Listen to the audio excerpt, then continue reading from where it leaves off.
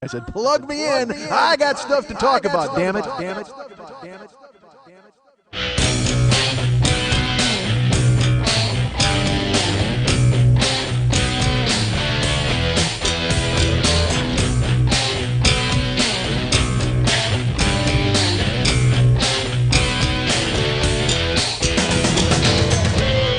I'll crawl out of my earbuds once a week to give you a show. That's what I do, folks.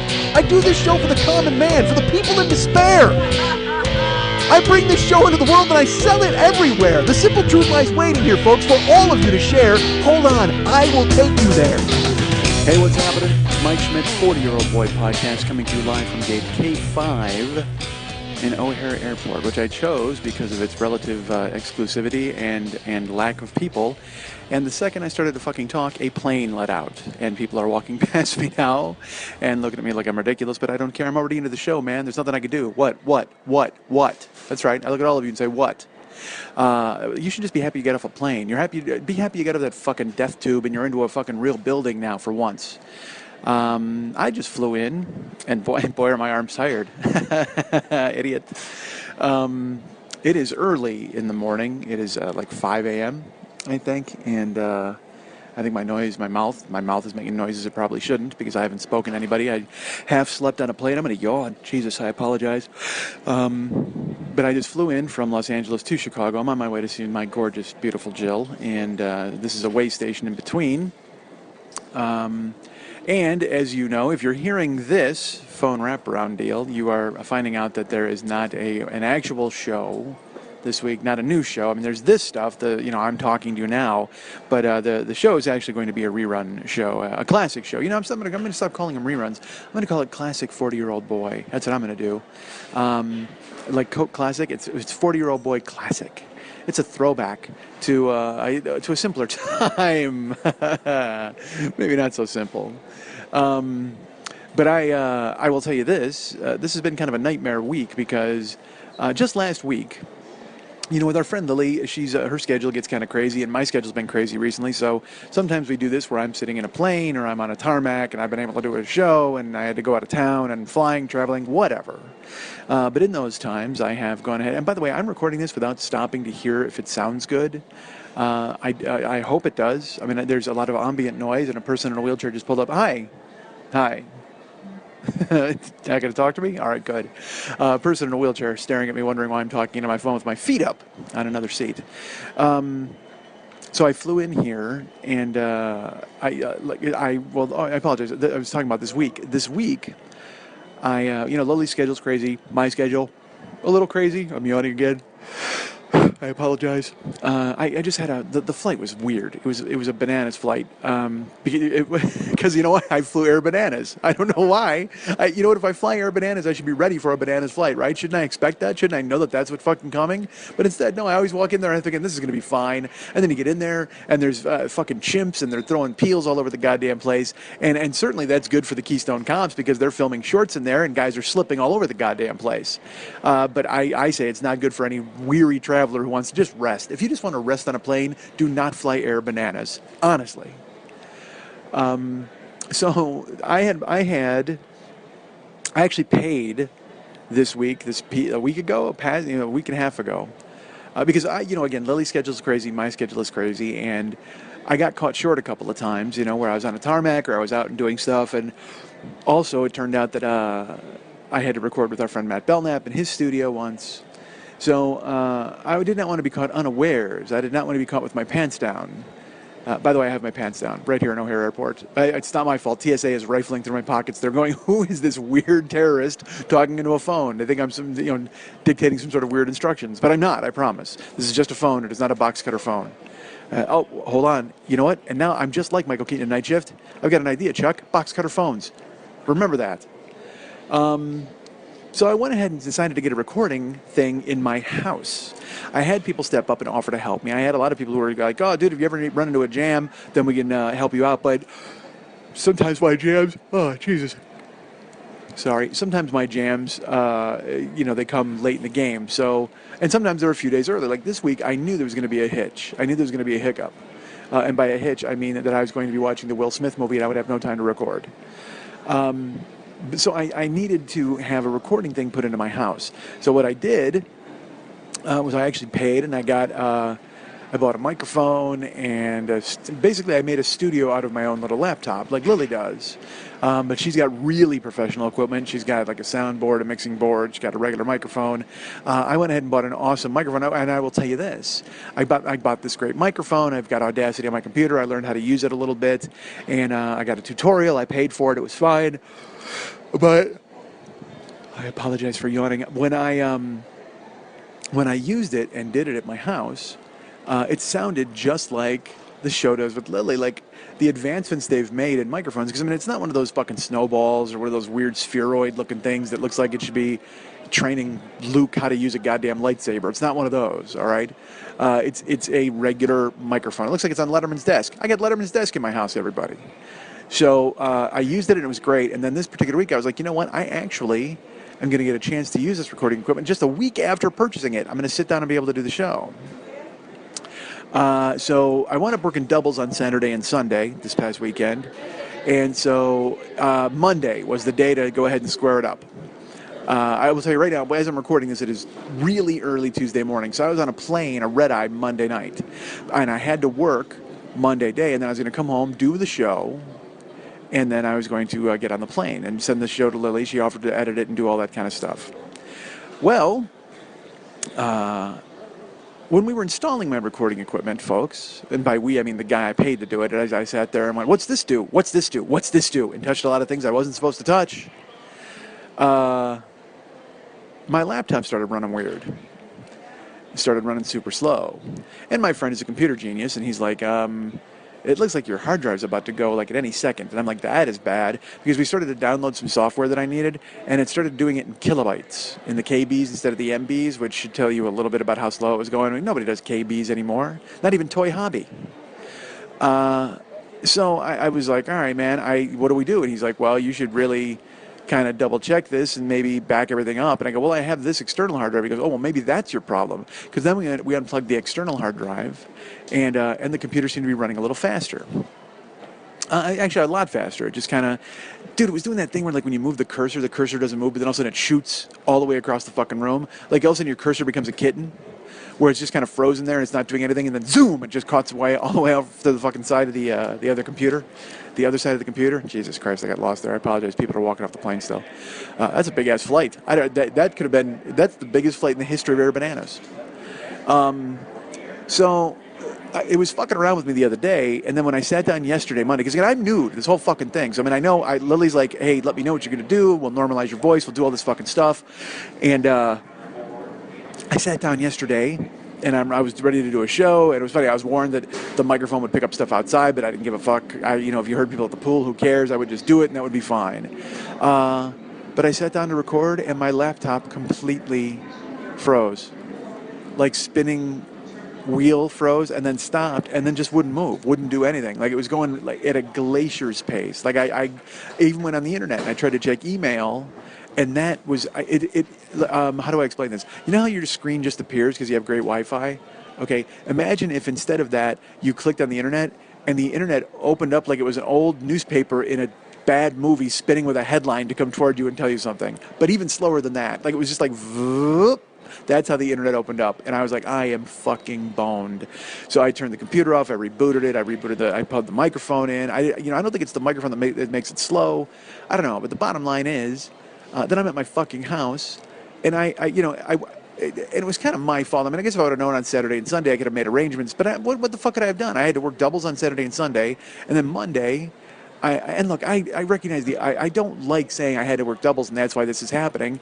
I'm not in town to fucking work doubles. I'm not in town to bring people fucking sauce. I'm not a sauce boss, all right? That was awful. I'm not a sauce salesman. I'm not a sauce delivery system. Actually, I am. I'm all of those things, okay? I don't want to be those things, but that's what I need to do at this time.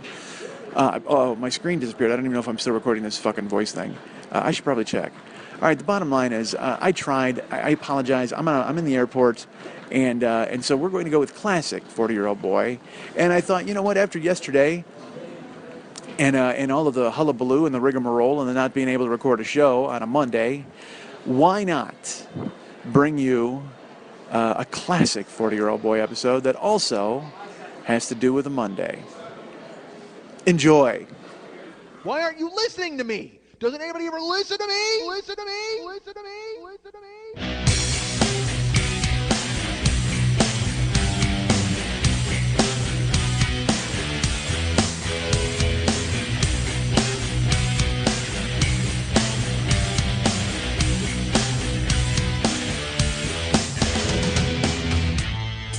Blame yourselves for this fucking word salad that I just spit all over the goddamn plate. This is all your fault. You and I like me. That's it. I work under the cover of darkness because I don't need the rest of society to look in my eyes and know that is a bad person. Hey, what's happening? Mike Schmidt, 40-Year-Old Boy Podcast. I have a question for all of you, everybody out there listening, everybody in this room, anybody out there who wants to answer this question. Let me put it in your lap. Folks, do you think I'm a dirty faggot? There's a reason I asked that question. If any of you folks out there said, no, why, of course we don't think you're a dirty faggot, then good for you.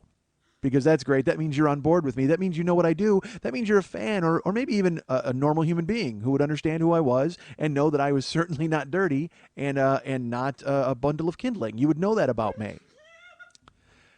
However, if you said yes to that question, then you are the filthy homeless person who I refuse to give money to outside of Lily's house. And I don't know if you've gone ahead and bought some tweakedaudio.com/40 earbuds to listen to me and call me a dirty faggot in perpetuity. But that's what just happened. I parked outside of Lily's house, and I'm going to walk upstairs, and there is a grimy fucking homeless dude. I mean, he walks up, and I'm like, I told you folks, I've had experiences with the homeless before. We all have, but I seem to have more than the normal person. And I try to be nice because I feel that those people deserve respect. And they need eye contact when I tell them that I'm not helping them. That's what they need. They absolutely need me. I need to be in the moment when I'm telling them that I don't have anything to do with them. That's what I need to do. I need to make sure that they know that I'm present for my insulting dismissal of them. So, and that's not the case at all. I feel so horrible and terrible, and I wish I could help, but I can't. Because, folks, I'm broke. What the fuck am I going to do? And it's not like I'd pass out cigarettes. They like cigarettes, right? Those people like? I don't know. Pictures like at a zoo and fucking you're throwing things into a cage. Hey, here's a peanut for you, monkey. Oh, it's a homeless guy. Boom, Marlboro right off your chest. Sure enough, this guy waddles out of the hedges and comes up to me. And look, all right, he had the standard homeless guy uniform. He had the one glove. Very Michael Jackson. He had one glove with the fingerless. Yeah, it looked like you just come off a tramp steamer. Like, what are you wearing? Where did you find fingerless gloves? Are you in Motley Crue? Where did you find one fingerless glove? Holy shit. Nikki Sixx, take a shower, clean it up, and grab the bass and write a song. What the fuck? So he wanders out. He's got no shirt on, of course.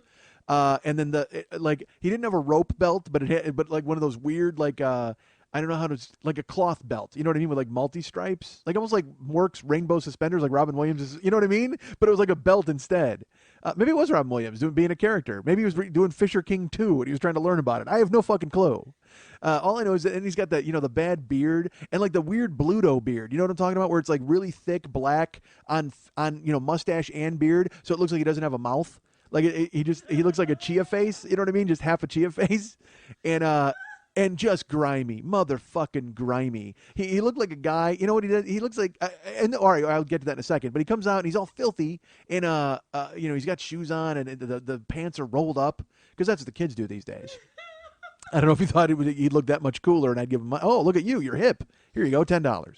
But he morphed out of the hedges, saw me coming, and walked right up and just shambled up to me, and he's like. And he looked right at me, and what was weird is he was filthy, and this is probably why this looked like this. He had the whitest eyes I've ever seen in my life. Like, because the rest of him, because it looked like a talking piece of coal. I'm not going to lie to you. It was just this, he had climbed out of a coal chute from the 20s, because this building is old, folks. I'm not going to lie to you. This is the oldest building in Hollywood. He may have just clambered out of a coal chute. He may have been in there forever. Because I couldn't get a beat on his age. The guy's covered in silt. I mean, I have no idea what the fuck is wrong with him. But he's just got the one glove, no shirt, the fucking weird suspender belt, and pants with the pant legs rolled up, and the shoes, and filthy. And he comes walking up, and he opened his mouth, and he had the whitest eyes. Like Patrick Henry would have shot him. I mean, that's how fucking honestly. and would have shot him from across the street because these were like high beams, man. And I walk up and he opens his eyes and he makes solid eye contact with me, and I did with him. I'm not gonna break his gaze. You're not gonna fucking back me down. I'm not your cur. I'm no dog. So he walks up and he with his hand out. He's got the he had the posture, and he had the not the gloved hand, but the right hand out, and he just goes, "You got money?" Which is look. I don't want to tell you how to run your business. But you might want to think of a better approach than, "You got money?" Because that also doesn't give me any incentive to share it with you. Quite frankly, that's not a question. That's a question, but not a declarative statement of please give me some. Or maybe that's the follow-up. I have no idea. But I gave him my standard homeless guy answer, which is eye contact, chin jutted out like Superman, and he just goes, "You got money?" Holds his hand out, and he's kind of blocking the sidewalk. So if I don't want to bump into this guy because again he's covered in coal from the 20s, and I just looked at him and I go, "Can't help you today, sir. Thanks very much." And I went to go by him, and he actually did that thing where you step in front of somebody, and I looked at him and like, because in my head I go, now it's a thing. You know what I mean? Now it's a thing. It's like I normally, because I try to be nice, I make eye contact, I say I can't help you, and we're fine. And then I can go in the building, and you can go ahead and scare children or whatever it is you do with yourself. You can go ahead and open your pores even further, and you know what? If you sweat and concentrate, maybe a diamond will come out of your head. I don't know how the coal works. Isn't that how it works? You squeeze it, and it is scrunch your eyes with the coal dust, and maybe you'll cry diamonds. So he actually kind of does that little zigzag dance and gets in front of me, and I just rolled my eyes. I'm like, really? In my head, I said, really? I didn't say it to him because, again, I'm trying not to disrespect this guy, this specter of filth. And he gets in front of me, and he just goes, "I said you got money." So now I think maybe he just genuinely wants to know if I have money. He's a guy who's actually concerned about my well-being, and maybe he's going to offer me some. Maybe, I don't know how it works. Actually, I do know how it works, and this is not the way it works. I know the way it usually works with a homeless dude. He's like, "Hey, can I have some change?" I say, "No, but I can't help you today, sir." And then he goes, "Thank you. God bless." Because they always throw that in there. Because the Lord, I almost want to say, you know what? You're right. He will. Because the Lord is obviously not paying any attention to you, friend.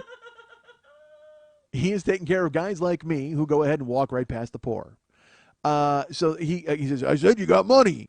And I didn't even stop. I like kind of, when he jumped in front of me, I kind of stopped, but then I immediately did like a left hand move to go around him because he had hemmed me in against the hedges. But if I go left, there's the street and the curb. So I went left because, I mean, he's not going to look. This guy hasn't eaten in 5 days. He's not going to be able to tackle me or hem me in. I got moves, friends. I go fucking OJ at the airport on him.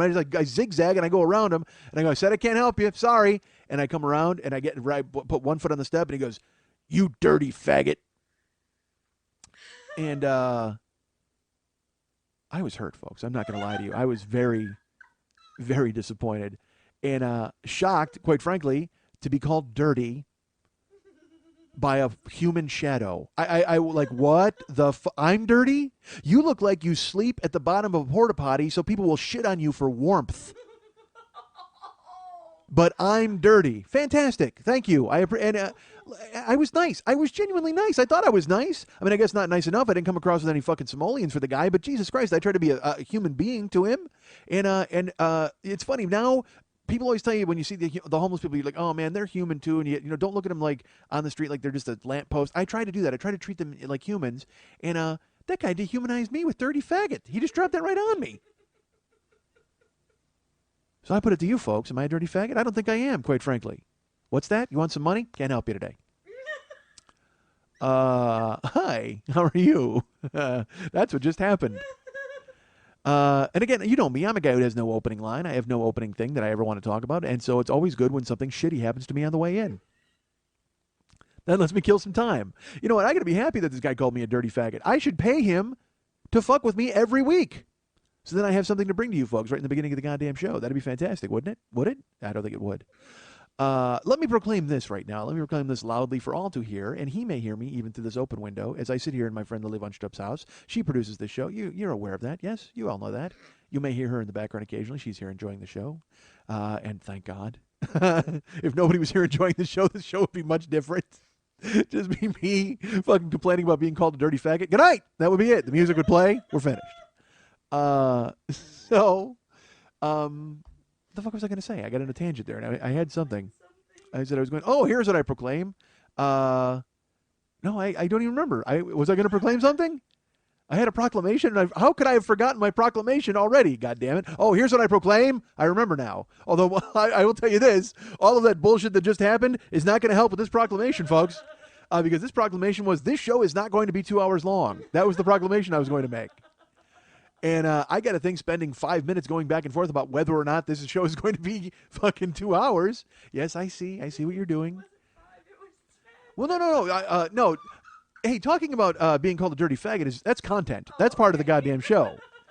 That's people are paying for that sort of thing, but they're not paying to hear me speculate about what my proclamation was and why I forgot it. Nobody wants to hear that. People tune in to hear comedy. They don't want to hear an old man forgetting his grocery list. Nobody wants to know what that was. Did I get green beans? I don't recall. How could you not recall? It's the first thing you get when you walk into the store. You go left into the produce section and boom, you buy the green beans. Then you have the awkward conversation with the guy at Ralph's in the produce section who knows your name. That's disappointing. There's a guy at my Ralph's who knows me. He doesn't know me to know me like from this show. He just knows me from buying produce. And once I started to buy a ton of produce, when I started to buy a bunch of fruit and all that, he was very nice. And he came over to talk to me and Karen one time.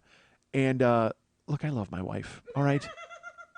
But when people come over and they work in an establishment, don't introduce yourself like, "Hi, I'm Karen. Who are you, plum guy?" I mean, like, I don't need to know his name. He's got a name tag. It says Johnny. "Hi, Johnny. You're a good guy. I like you. That's fine."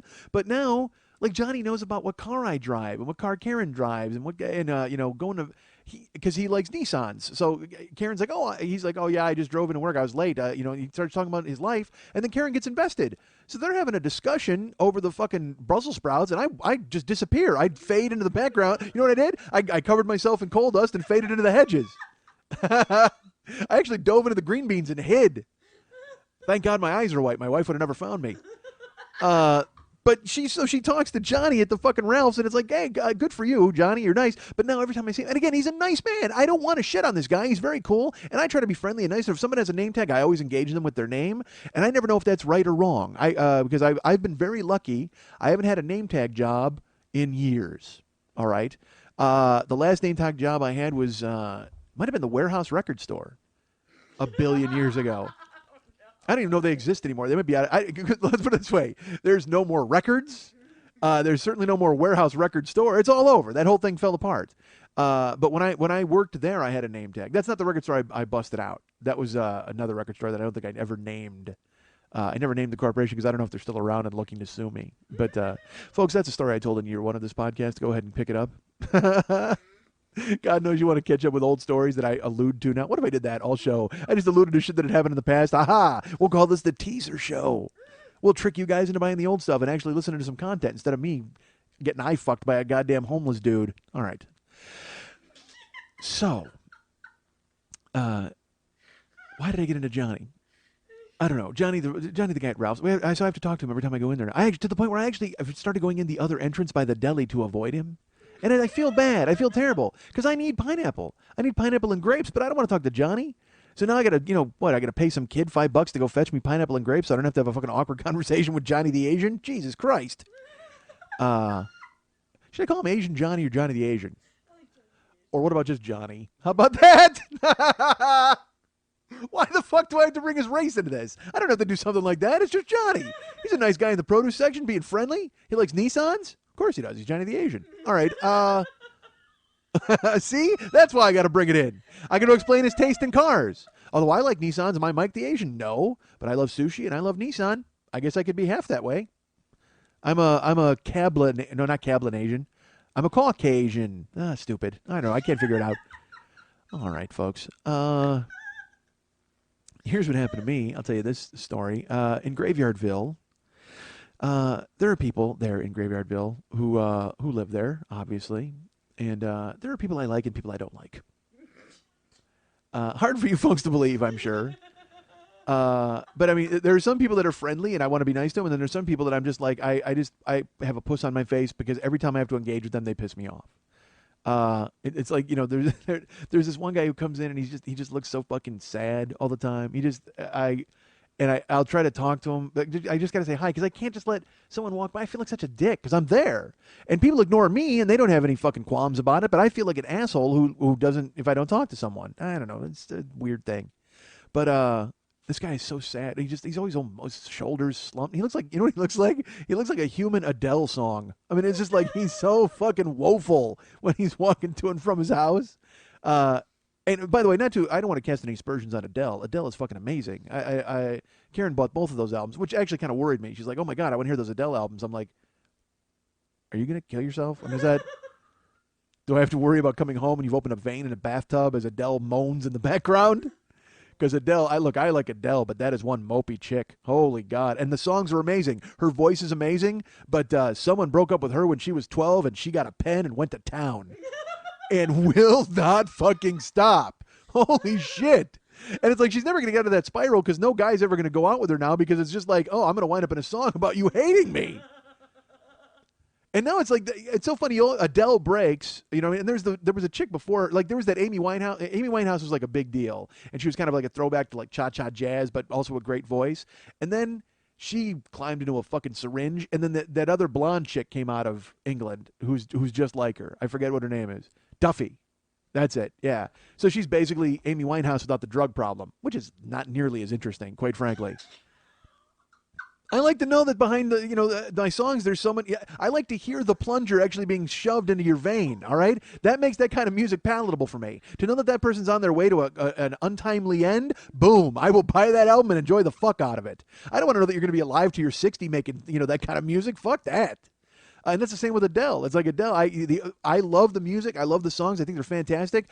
But I will admit, one ingredient in there that makes it tolerable is knowing that she's going to eat a bottle of pills at some point and disappear. So I can go, I knew her before she decided to check out, and she just sang about it. I knew her before she was consumed by all of these problems and decided to fucking take the easy way out. But that's the thing is Adele breaks, and she's like, and she's amazing. Those albums are amazing. I love them. But then, of course, the inevitable other chicks come out. I heard on my satellite radio someone named Birdie. And look, I'm judging Birdie on one song. All right, the rest of her stuff could be all fucking finger snapping commercial jingles. I got no fucking idea. But on this song that she sang called Skinny Love, I think it was, and it was about some guy and how she was fucked over and everything's terrible and she loved him but she didn't, and that was the vibe I got of it. I don't know. All I know is it sounded like when you hear a song like that, I expect to see 6 guys carrying a coffin down the street. It's that kind of fucking music. And just like not a dirge, I guess, but it was just very sad and morose. And it was just this very an audible music cloud, a dark cloud. And you hear, it's funny. I say Adele was amazing, and then there's all these impersonators that come after Adele. But dude, how fucking pissed is Fiona Apple? It's because she was maybe not the original mopey chick, but I mean, she certainly was a goddamn mopey chick. That fucking video for Criminal.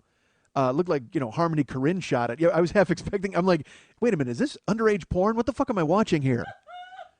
And then her version of Across the Universe, which is an amazing song. It's a great song, and her version is great. But Jesus, fuck, it might as well have come with pills actually in the CD.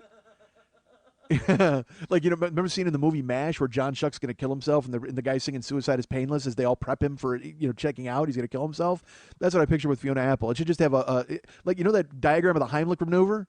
It should just have a diagram of how to kill yourself while you're listening to that goddamn song. Not that I'd need a diagram, because about a minute into that fucking song, you're like, oh my God, what is this, Shadow Boxer? Holy, I need a sword. Because I don't want to just die. I want to die in the messiest way possible after listening to fucking Shadow Boxer. Holy shit.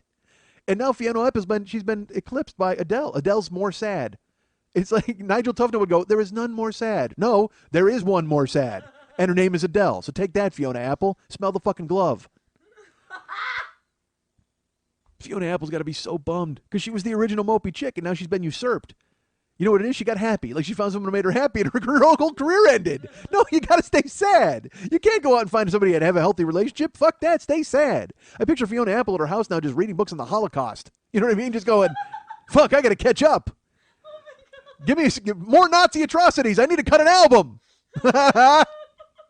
Holy shit. That's an album I buy. Oh, man. Fiona Apple influenced by Nazi atrocities? That's just got, that's got to be just... That would be like the soundtrack to Eraserhead with someone singing over it. Holy shit. All right. right, folks.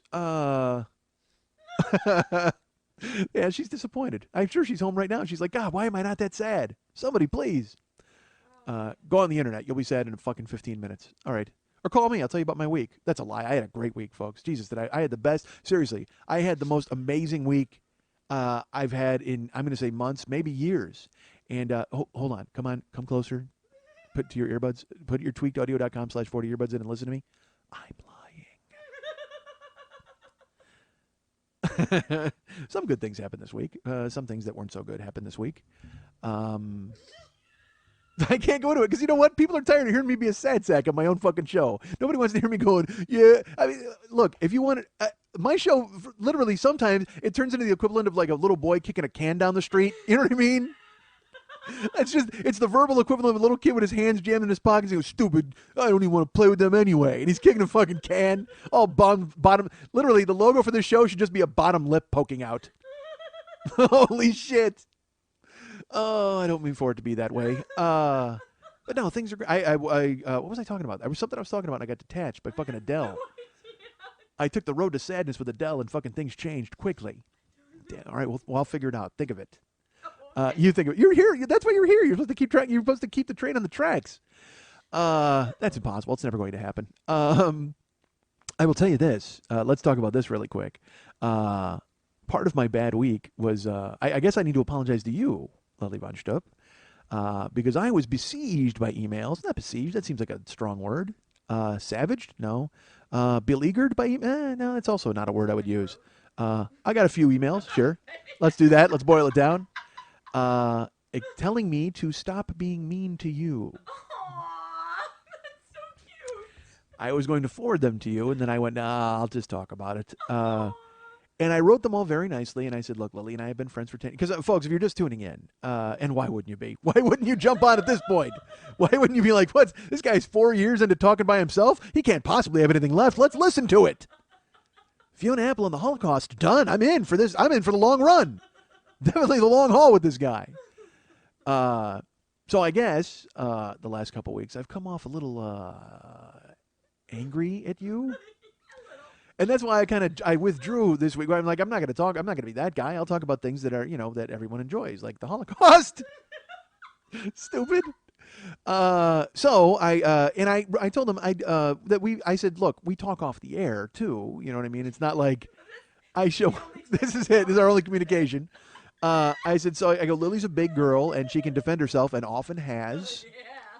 I said, so you guys it's nice that they are concerned. And then people are very nice and they write me back and they say, okay, well, that makes sense. And I didn't mean it like that. I just, I just want to make sure that, and then they're very nice. They go, we just don't want the show to end. Which makes me laugh that they think the show at any moment is in danger of absolutely splintering and ending because they know my history. They know that at the drop of a hat, I can be fucking replaced. I can just be gacked. Everything can fall apart. Everything is tenuous. That's it. I'm like a coffee mug that's been glued together like 3 or 4 different times. Everything, springing leaks and eventually it's just all going to fucking come apart. What are you going to say? You were going to say something. I'm just trying to think if the show ended all of a sudden, would I just bring somebody in to replace Of course you would. Yes, you would. Yeah, there'd be like a new guy here just doing the show and talking, and people would just listen and would be like, yeah, that's perfect. Then you'd get Priscilla Barnes to come in and replace me, and I'd be like Suzanne Summers at home just pissed off. I'd be like, oh, really? God damn it. I don't know anybody who can talk as much as you. No, it doesn't matter. You bring in 2 guys. They don't care. You got to bring in whoever you got to bring in to replace me. It's like when Travolta left Welcome Back, Kotter. They were like, well, we could shut this whole thing down. Fuck that. Stephen Shortridge, get him. And he came in and bowed the shit out of that show. Fantastic. By the way, young people, these are all shows from when I was a kid that you don't know about. I'm 43 and old and making references you have no idea about. Because I can't say Cheers because when Shelley Long left, they brought in Kirstie Alley, and the show was better. Like, I mean, if I say that, the wheels start turning in your head, and you're like, fuck yeah, I guess I could whack him and bring in somebody else and make it better, couldn't I? Well, you shake your head no, but your eyes say yes, yes, yes. Your big white homeless guy eyes. The hell was I talking about? I was talking about something else. Damn it. There was something. All right. I'm sure I'll hear from somebody. They'll write me, dude. You know what? I did this week. I went and did the Adam Carolla podcast. That was fantastic. It was a big deal for me because again, it's the number one podcast in the world. When I did Mark Maron's show, you guys all know, and you guys got me on my Mark Maron show, which was great. Thank you. But to do Adam's show was there was a guy named Giovanni who works within the confines of Adam Carolla Ace Broadcasting, and he discovered our show. I guess I said that he found me through Marin, but that's incorrect. I guess he actually listened to Never Not Funny. Gio's been on board for quite a while, and when he found out I had my own show, he then bought year one and year two and has been listening ever since, and he's a fan and really nice and very supportive. So he went to bat for me over there at Carolla, and that was actually, I'll tell you this, folks, that was in the works for like 5 months. I don't know if I mentioned that last week when I talked about it, but that was in the works for quite a while. They contacted me a while ago and asked for, my avails and when I could do it. And Gio's been really cool and kind of, nudging them in toward having me on. And so I actually finally got a date and I got to do it. And I went in Monday and I went into the Ace Broadcasting compound. And that's not a joke. He has a building that he does the show out of. And I walked in. Look, all right, let me paint a picture for you folks here. I am in a stripper's kitchen, okay? This is where I do the show. My friend Lily Von Stubb is a burlesque dancer, as some of you may know or may not know. I'll talk a little bit more about that in the show. But she is a burlesque dancer and a producer. And I come to her house and I sit in her kitchen, and it's me and her. And you may notice she does not have a microphone. You can hear her, but I refuse to give her a microphone because that would mean that I would have time to breathe. And I think the show is much better if I don't have time to breathe. I think this show works that much better if I just fucking go rolling right fucking downhill. And honestly, what is she going to interject in this? Shut up, stop talking. Even if she had a cogent point and started to voice it, I'd be like, hold on a second. I had a tangent I was going to go on. I need to freeze you right there. One man, one microphone. That's how this thing works. And that's actually what the show was going to be called. Before 40-Year-Old Boy, it was one of the names in the mix. It was one man, one microphone, or 40-Year-Old Boy. Or as I've mentioned, that I talked about what the other show was going to be. And this happened. So this happened. That was going to be the name. That was the other choice for the show name. So this happened. But cooler heads prevailed and went with 40-Year-Old Boy. Although one man, one microphone would have worked as well. Why do you folks care? Nobody cares. So I go in to do the Adam Carolla show, and they have a compound. Like I said, I'm in Lily's kitchen. It's me and Lily. But I walk into their building, and it's a beehive of activity. I don't know. There's got to be 10 people working there to do Adam's show. They're people who queue up stuff on the internet. There's Adam on the show, and then he's got Allison, the news person, and Bald Brian, and who does the sound effects and contributes to the show. And then outside in the lobby, there's producers and there's Donnie, who I think is just the overlord. Donnie's like the Robert Duvall from The Godfather of the show. He's the consigliere. He's just the capo of it, the whole deal. He's not a capo. He's a consigliere. I don't want to fuck it up. Max will kill me. Max is a mafia dude. Yeah, I'm serious. He's fascinated by it. He's a huge. All right. I won't get into that. But but Max is a big fan of that kind of stuff. He's so he'll know everything, and he's gonna go, dude, you said the wrong thing, and I'm gonna be an idiot. And then the next thing you know, cement shoes. Mike Schmidt sleeps with the fishes. So I go there and I walk in. And there's a million. I mean, like they're buzzing all over. Donnie and I met Matt, who was great, and Katie was there. And then there's all the Chris and these other guys in this dark room where they're in the engineers room. And I met Mike, the voiceover guy. I mean, it was crazy. I mean, it's one man, one microphone here. And there I walk in, and their green room is in a garage. So I walk in. I go into the back where the garage is. There's like. And look, I'm not a car guy, and I know Adam is, and I was waiting for him to bring it up because I was just gonna go, dude, I'm a lady, all right? I don't know shit about cars. I barely know where to put the key in my fucking car. I don't know if you want to call Johnny at Ralph's, he'll tell you I like the Nissans. Maybe you have him on the show, and he'll tell you all about my car preference because motherfucker, that guy knows. Holy shit, I've been sucked into that conversation more than once. So maybe you talk to him about cars, but I mean, you can't talk to me because I don't know a fucking thing. I know fuck all about cars. So I go into the back into the green room where they have a big flat screen, and they had I think it was a Mustang. I don't know. It looked like a race car, and then there was another car, and they're all in various states of being repaired or fixed or improved, or I don't know. He's putting a good glass packs on it, or a 454, or Again, I'm just saying these are card terms I learned from songs. I don't know anything about them. I don't know what they mean. There's literally a song by YNT, which is a fucking great song called All American Boy. And the opening line is he goes, I got a 57 Chevy with 4 on the floor, glass packs, cheater slicks, 454. And then he says, girls on the phone, girl at my door. I just keep coming back for more. He's a red-blooded, hot-loving, all-American boy. All right, never mind. Red-blooded, fun-loving. I mixed it up because Kiss has a song called All-American Man. Yeah, I know, folks. I'm sure I could. You know why I had to correct myself? Because I know there's one Y&T guy out there who's going to be like, fuck you, dude. Dave Meniketti would never say that. That's a stupid Kiss lyric. And then I'm fucked. Then I'm ruined. So I walk into the Corolla compound, man, and it is just a million dudes. And I will tell you, like, I walk in here, and it's Lily's house. It's where she lives, and she's a kind host. But I walk in, and they immediately come up, and they're very nice to me, and they're like, hey, Mike, would you like, you need something to drink? You need anything? And I'll tell you, there's a fan there named Patrick hanging around. They just brought in a fan who gets to come in and check out the taping and stuff, and which is awesome. I mean, I don't know if that would work for my show. If I reached out to some fan, hey, you want to come and watch me talk? Because at least Adam has like real guests. He had Larry Miller in the room, you know what I mean? Larry Miller's famous. He's been in TV shows. He's a fucking brilliant comedian. So Patrick's at least getting his money worth. He gets to meet famous Adam and famous Larry. And then who's this guy Mike? You know what I mean? And famous Allison and famous Bald Brian. He gets to meet all of those famous people, as well as meeting another 15 other people who are apparently on Adam's payroll.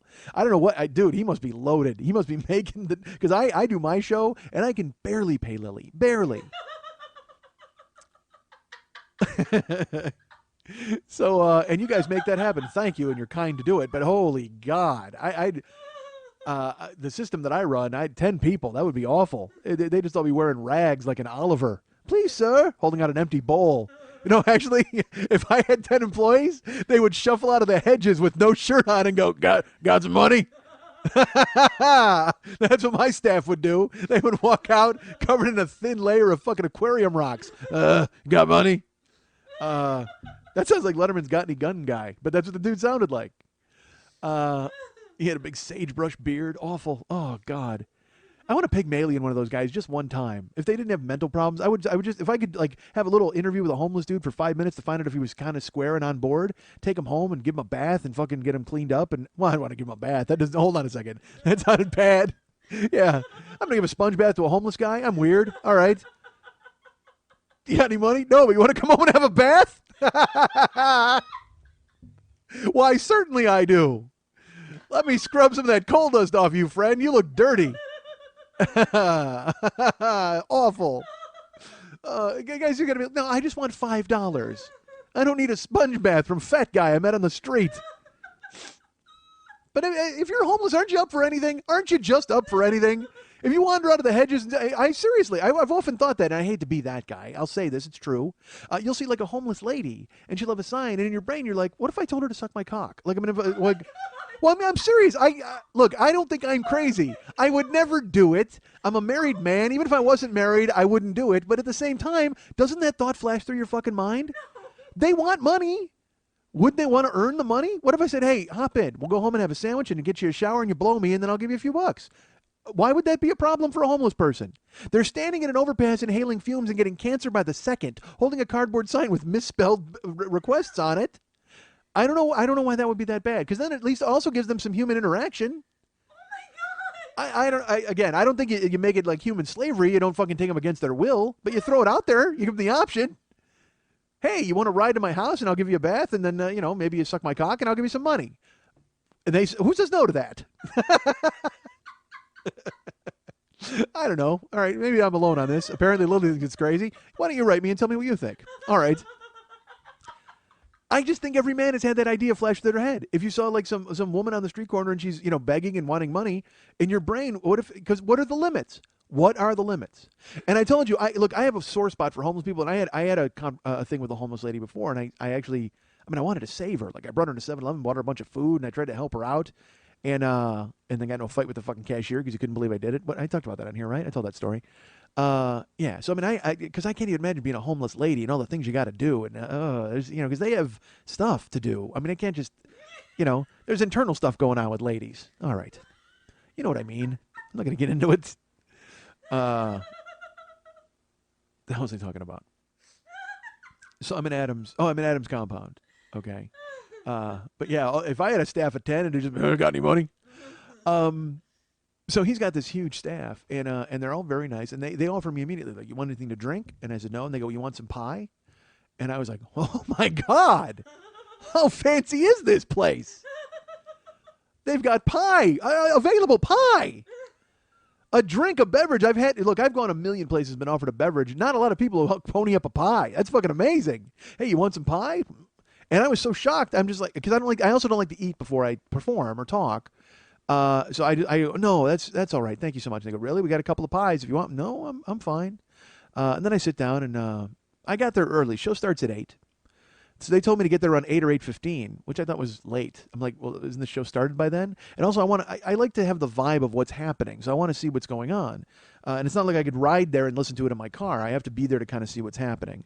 So I wasn't aware that he had a first guest, but when I got there, Larry Miller was there, and Larry Miller immediately starts eating pie. I'm like, well, and I actually Twittered it out. I go, I'm actually watching Larry Miller eat pie. I am officially in show business.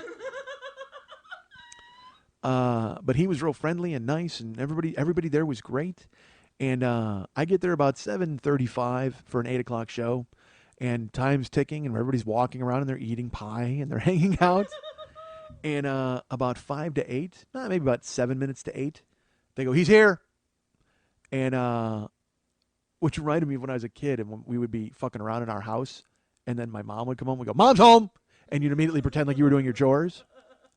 So I don't know if that meant ditch the pie. I don't know what he's here meant. He's here.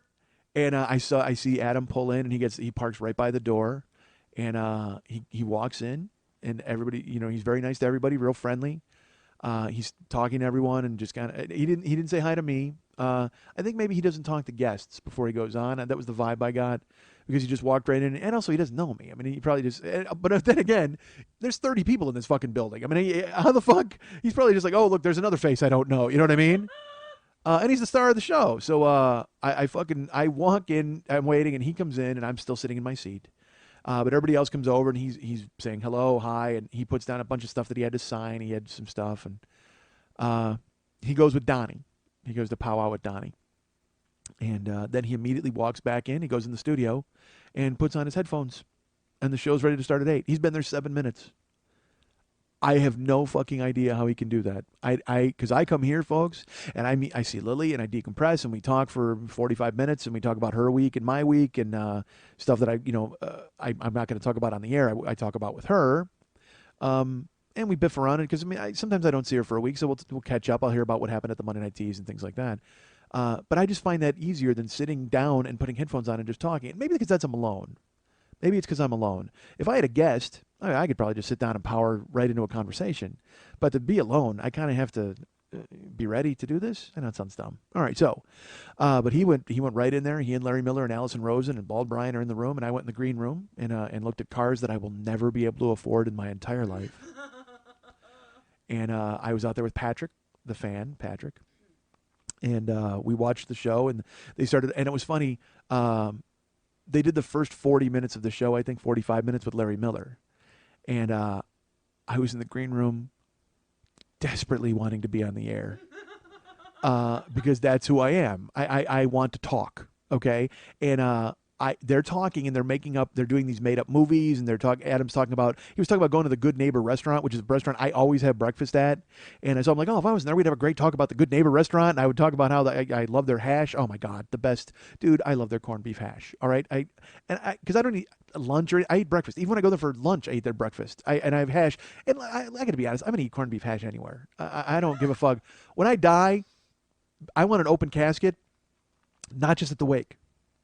I want to be put in the ground in an open casket and bury me in corned beef hash. Because then I will just eat my way out. The zombie Mike Schmidt will eat his way out of the grave through all of the corned beef hash, and then I'll be full, and you won't need to worry about me eating your brain.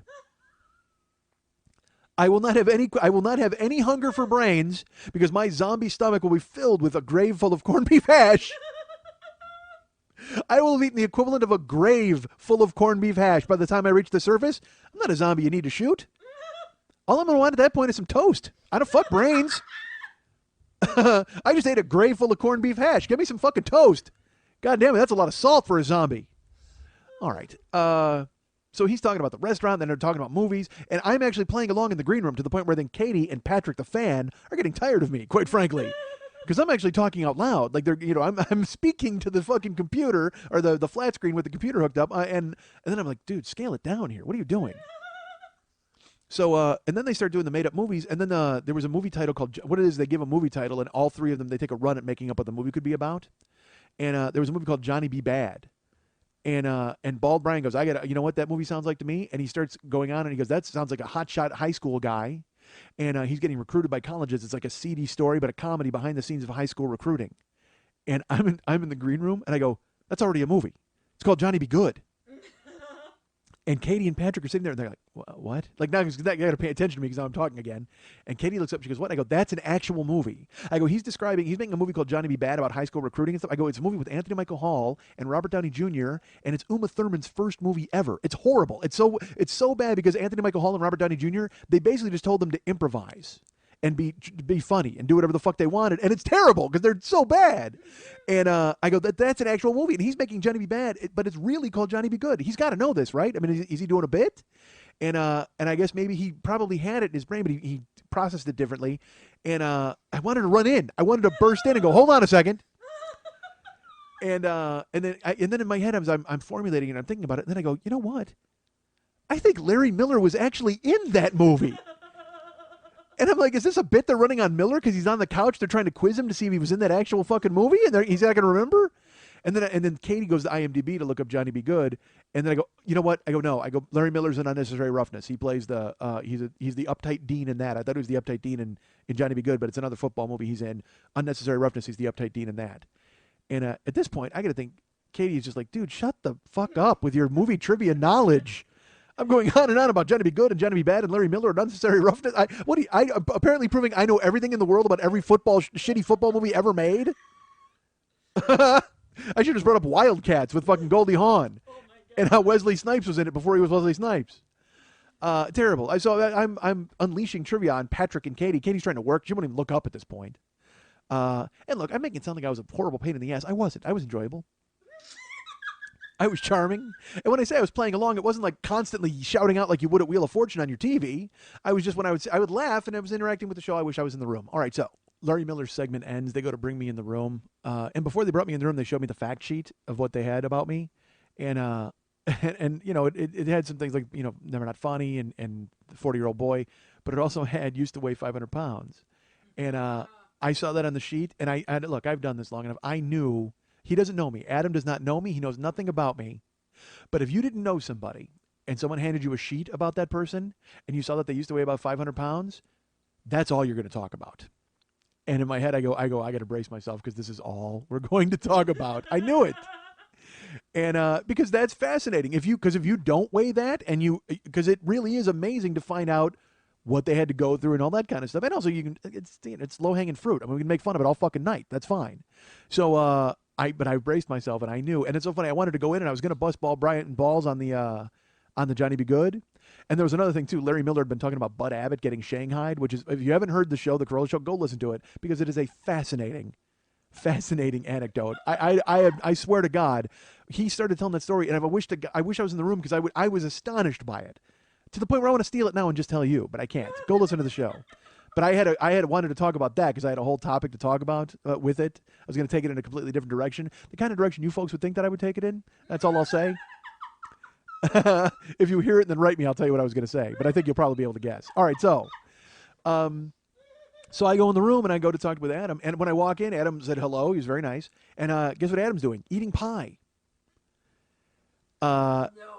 And he's eating pie in the room, and Allison goes, "How's that pie?" And he goes, "Oh, good. Where did it come from?" And it turns out that Patrick, the fan, brought free pie for everybody. And they ate it? Yes, they ate it. He's a good fan. He's a nice guy, but they ate the free pie from him. But when I saw the fact sheet, and then we started talking, and it was all about being fat. In the middle of it, in my brain, I just went, "Thank God I didn't eat any pie."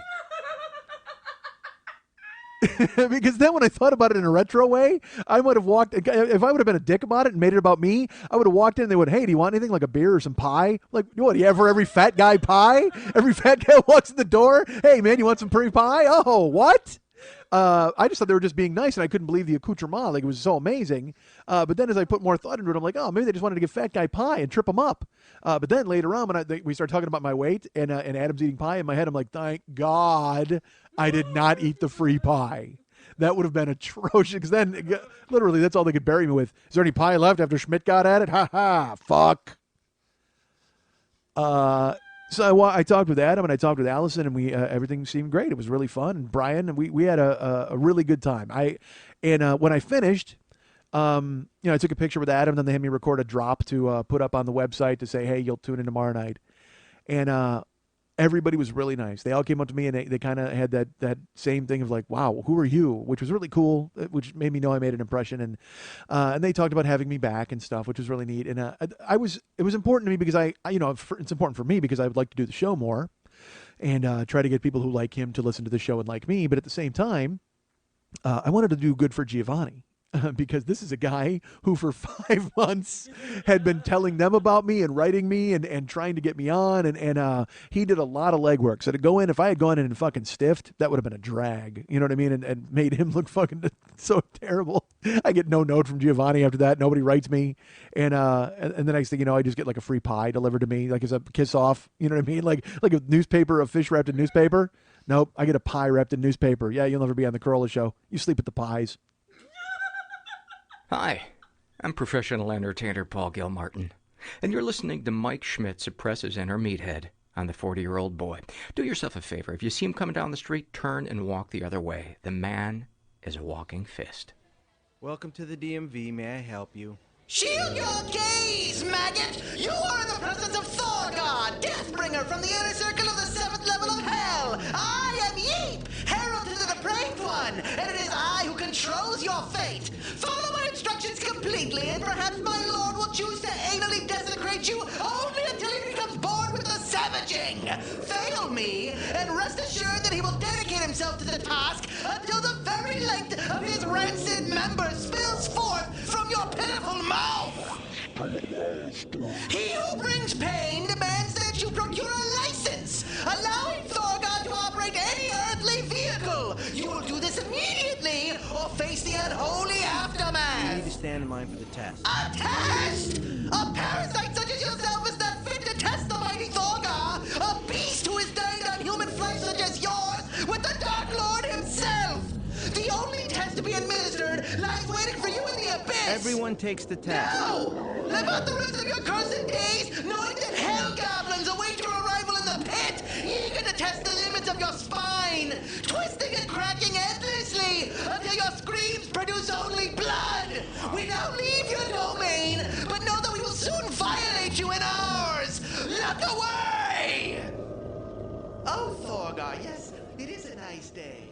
Yes, the fresh air will do you good. As I sit here in my tweakedaudio.com/40 earbuds, they are nestled into my ears as I listen to myself talk. And oh my God, do I love listening to myself talk. You think you like me? Holy fuck, do I like me. All right. That was one of the reasons why last week, did I mention that? Last week I just talked and I kept talking and because I got hypnotized by the sound of my own voice. I sounded fucking great because I hadn't had headphones for weeks, and then finally I was able to hear myself a little better last week, and my throat was good. God damn, I sounded good last week. That was a good sounding voice. This will not be a 2-hour show. Yes, it will. No, it won't. As I sit here with my tweakedaudio.com/40 earbuds in my ears, you're probably thinking to yourselves, well, fuck, where can I get those earbuds? That seems like, and if you are thinking that, as I say, tweakedaudio.com/40, I think maybe you should drive into a wall. Seriously. If you are wondering where to get tweakedaudio.com/40 earbuds, then I can't help you, friend. I really can't. If you haven't put that puzzle together, there's 2 pieces to that puzzle. Link them and buy the headphones. Earbuds, whatever they are. I mean, you want these. You want tweakedaudio.com/40 earbuds because not only, I did Adam Carolla's show the other day and I talked to him. He's getting a ton of money off of the tweakedaudio.com/40 earbuds because I told you all of the podcasts get a cut. So I'm glad to see that you guys are doing what you can to go ahead and make sure that all of us wind up getting some cash that way. It's a nice way for you to support your favorite shows with an S. But if you're wondering where to get them and you're thinking, I can't just plug in tweakedaudio.com/40 on my computer, it doesn't go there. Get this, folks. And this is going to tie into another thing I wanted to tell you, folks. MikeSchmidtComedy.com has been updated and is live. I mentioned it last week that it was going to be updated and it was possibly going to be live. Well, now it's been live, but now it's really live. It's all the way live. It's coming at you live, like Tesla. I think it's Tesla. I have no idea. But, yeah, so if you go right now to MikeSchmidtComedy.com, let me walk you through the new... Hold on, I had to move my foot there and kick the microphone. Because I have to... You know what? I have the microphone so close to me, like, because I have to be... I like wombs. I like being in a small space. I don't want to be free to move. I like it tight. I like it real tight in my mouth, and it's just... I like to be wedged in, man. That's what I enjoy. So I am as tight to this microphone as I possibly can be. And so then when I go to move my foot, I kick it and you hear it. All right, so... if you're wondering where to get tweaked, go to MikeSchmidtComedy.com. There's new artwork on. I always give you the pages. If you go to the Boy with the Horns page, there's like 9 new photos in the gallery, perhaps 12. I don't know off the top of my head. There's rows of 3, so go check that out. It's pretty amazing. And I will tell you, that's the one thing right now that's still getting fixed, because when you enlarge the artwork, it's kind of cut off a little bit. But that's in the process of getting fixed, as far as I know, from Idaho Kirk. He's very busy taking care of that. As he waits for his brain tumor to subside, he goes ahead and devotes himself. Because I am a fucking slave driver, folks. I actually, that's what I did this weekend. I drove to Idaho. He didn't even know I was coming. I found his house because let's face it, there's only 3 there, and knocked on the first 2 doors. Nobody, it wasn't Kirk. And then finally, I got to the 3rd house. There's Idaho Kirk. Because again, there's only 3 houses in the entire state. So I knock, he answers, and I'm like, dude, website. And he's like, ah. And then he put his skull back on and sat down and we had a nice chat. So he's fine. As what I heard, he's getting better. He's getting fixed. I don't know. I'm not a doctor. But I took a look. I'm not going to lie to you. I took my binoculars out and took a close-up look at his head, and it looked fine to me. So, but he's unbelievably courageously worked through his illness because he feels an obligation to. He doesn't need to. I told him he didn't need to, but he felt an obligation to. So he has done everything he can to get my website up and running and make it live. There's new artwork, like I said, on the gallery page. Go ahead and check that out. Also, if you go to the back after this page, you will see that there is new artwork on the back after this page, as well as all new audio spots for you to listen to. Some of them you may have heard last year. Some of them may be for this year, and you haven't heard them. There may be a couple of songs from the interlude on there that you can listen to. There may just be some other spots that you don't remember, but still, and there's amazing artwork of me doing a Van Halen jump, and Mex doing a Van Halen jump. And there's bricks, and go check it out. So there's new artwork that Mex created for back after this, the back after this page. And also, this gets to the initial question that you were asking yourselves of where you can get tweakedaudio.com/40 earbuds. If you go to the Joe Business page, the Joe Business page has been redone. And there are links to the Zazzle store on there now. It's new artwork, so there's new hot girls. Go check those out. There's a link to the Zazzle store. There's a link to tweakedaudio.com/40 earbuds right there on the Joe Business page. Click through, go through, pick up some earbuds for yourself. Get one of the myriad colors. Get one of the unending styles that they have. As I mentioned, please avoid the Swarovski crystal one. But other than that, I would get the rest. The wood panel, the amazing colors, and all of the fantastic styles for spoken word, for music. Tweakedaudio.com/40 brings it all to you. What if it didn't? What if you put them in and it refused to play spoken word? That would make this show very difficult to listen to. Why would they enter into a deal with me? It makes no sense. I have no idea why they want me on board going ahead and championing their product when the last thing it plays is me. Horrible. But all right, that's fine. But no, it plays everything. Whatever you plug into your iPod and let it play, it'll come smoothly into your head. Through your ears, not like Idaho Kirk, who has to get it right through the top of his head because there's a space. Terrible. Also, on that page, there's a link, like I said, to Zazzle, and also there's a link to buy the downloads. And now those are live. You can download year 1. You can buy year 2. You can now also buy year 3 individually.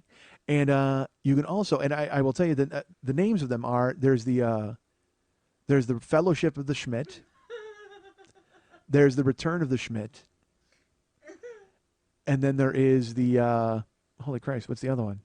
I know Lord of the Schmidt is all of them. If you want to buy year 1, year 2, and year 3 together, that's Lord of the Schmidt. But there's the Fellowship of the Schmidt is year 1. Year 2 is, hold on, Lily's looking it up for me. Go to the Joe Business page, check it out. Click on downloads, and it's Return. all right. What's the first one? The Fellowship of the Schmidt. Fellowship, the two Schmitties. The two Schmitties. There you go. The two Schmitties, and then the Return of the Schmidt. That's year 1, year 2, and year 3. With also new artwork for that is associated there. You should check that out. And there's also something new to tell you about, folks. I will talk to you a little bit later. Well, you know what? I'll tell you about it later. I'm not going to talk about it now. But if you want to get tweakedaudio.com/40earbuds, there's now a link right on the Joe Business page, and it'll click you through. And this brings me to this. The website is live, and it has been updated. There is one more thing. Like I said, the gallery page artwork is being done as we speak. But I have been informed by Idaho Kirk that he is no longer going to be involved in my website. And I can't thank him enough for all of the work that he did do. He went ahead and put together a puzzle that, quite frankly, I would not have the patience for. Because he had to deal with me on the phone constantly stressing and freaking out last year as we built the website. And Mex created all of the artwork, and then we would get it to Kirk, and he would give us the specifications for what he needed. Look, I don't know what pixels are. I got no fucking idea. I think it's, from what I remember, it was a straw with candy powder in it. That's what I know about pixels. But having discussions with him and talking about what I needed and what I wanted, and he always made sure that what I needed and what I wanted were the exact same thing, and were always done on time and done whenever he could get them. The only reason he's backing out now is, of course, because he's had these recent medical issues, and he's moving on to take on some other projects that he's always wanted to do, and I don't blame him, man. Quite frankly, he's done what he needed to do with my site. He's updated it. It's live, and he's going to go ahead and take care of his own projects now, and good for him. But Idaho Kirk moving on into the Idaho sunset means that California Mike needs a new web guy. I need a new web person to, you'll be updating the site periodically with artwork and things like that, but mainly it's just maintaining, doing little maintenance stuff that needs to be done. I'll be writing you periodically to tell you, oh, this is weird, what happened, that kind of thing. So I've been told that Kirk gave me explicit instructions of what I need to tell people. Anyone who wants to do my website must have Drupal 6 experience. DRUPAL 6, number 6, experience. I don't know what that means. Drupal 6 sounds like a Sentry robot in 2001. You know what I mean? Like, close the pod bay door, Hal. Drupal 6 is on its way. So you must have Drupal 6 experience, including coding and theming. And then a PHP list or mailing list experience is very helpful but not required, because he said that if you know Drupal, you're going to know PHP list or mailing list. So, but he wanted to make sure that I put that out there. So, and as I've mentioned, I'm not, Captain Cash, but I mean, I'm happy to pay someone to go ahead and come on board and be my web guy. Paid Kirk, worked out fine. We'll talk about numbers. We can talk about what you want to charge me and what I need to pay and all that sort of stuff. Contact me via email at mike@MikeSchmidtComedy.com if you want to take over the website. And also, go to the website and look around it and check it out. I mean, a lot of you people who wrote me before, if you want to go ahead and try to write me again. But it's important that you know this Drupal 6 and that you have the other stuff, because we do a lot of updating. We update the gallery artwork. We're going to do a lot more of that. And also, there's 2 separate blogs that have, they get to be kind of an issue. You'll notice I haven't updated them since July and August of last year. But that's because it was a pain in the ass posting. And Kirk was like, hey, dude, I'll go ahead and fix those blogs, because I notice now that the interface is not really the friendliest. So I'll go ahead and take care of it. And then Jesus stepped in and kicked Kirk in the head. So he was not able to make the adjustments to the blogs that he wanted to. So if you guys want to bring something like that to the table, anything you've got, go ahead and write me and let me know that you want to take over the website and jump in, and you want me to harangue you. If you're not comfortable just listening to me once a week yell at you via your tweakedaudio.com/40 headphones, and want to have me yell at you via your telephone, then by all means, jump in and be the web guy. And I don't yell at anybody. Who am I kidding? Lily makes a face. As part of the show is dedicated to the emails I got last week telling me to stop yelling at Lily. I don't yell at anybody other than my closest friends. Asshat. All right. So things are changing, folks. Things are moving on. That's how it works. And it's year 4 of this show, and you may recall I threw out the theme. I was asking people what they wanted me to talk about. Loose ends to be tied up. And I got a ton of people who wrote me about this. They wanted to hear about it, and it's and I said, okay, I'll talk about this. I got to think of a better way to get into these stories, because this is the thing that I hate. It sounds so. Max actually pitched me. He goes, dude, what if we had like theme music, like for the loose ends? Like there was actually, like a bump, bump, bump, like a fanfare, and then loose ends. And then we both were like, that works. It might be kind of corny. I don't know if we can pull it off. Yeah, you're a fan of corny. Well, you had your way. I'd be wearing, white gloves and spraying seltzer in my goddamn pants. That's your speed. It is. You like baggy pants comedy to the point where you actually have books about it on your shelves. What books are those? That's fucking horrible. Literally, the book of baggy pants comedy, you should open it and water should spray you in the face. Not true. That's exactly what it should be. Baggy pants comedy. Say, hey, Joe. Yes, John. Running around a fence. Fuck all that. That's not funny. All right. Okay, Mr. Chasing each other with seltzer bottles. What? Helicopter was funny. That wasn't baggy pants at all. That was no pants comedy. The helicopter was absolute no pants comedy. I'm just saying, I love all ends of comedy. I love it all. All Baggy right. pants, no pants. She loves. Look, as long as there's pants involved, she's fine. If you can sub-genre your comedy into a pants version, she's in.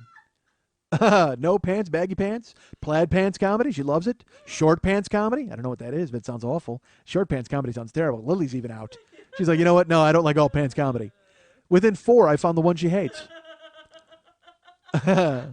So he's like, we should have loose ends fanfare, and we're like, I don't know, maybe it works. It would sound cool. It would be amazing if he did it, but it just seems weird to stop down and play a fanfare, as opposed to stopping down and playing a note from Thorgar. All right.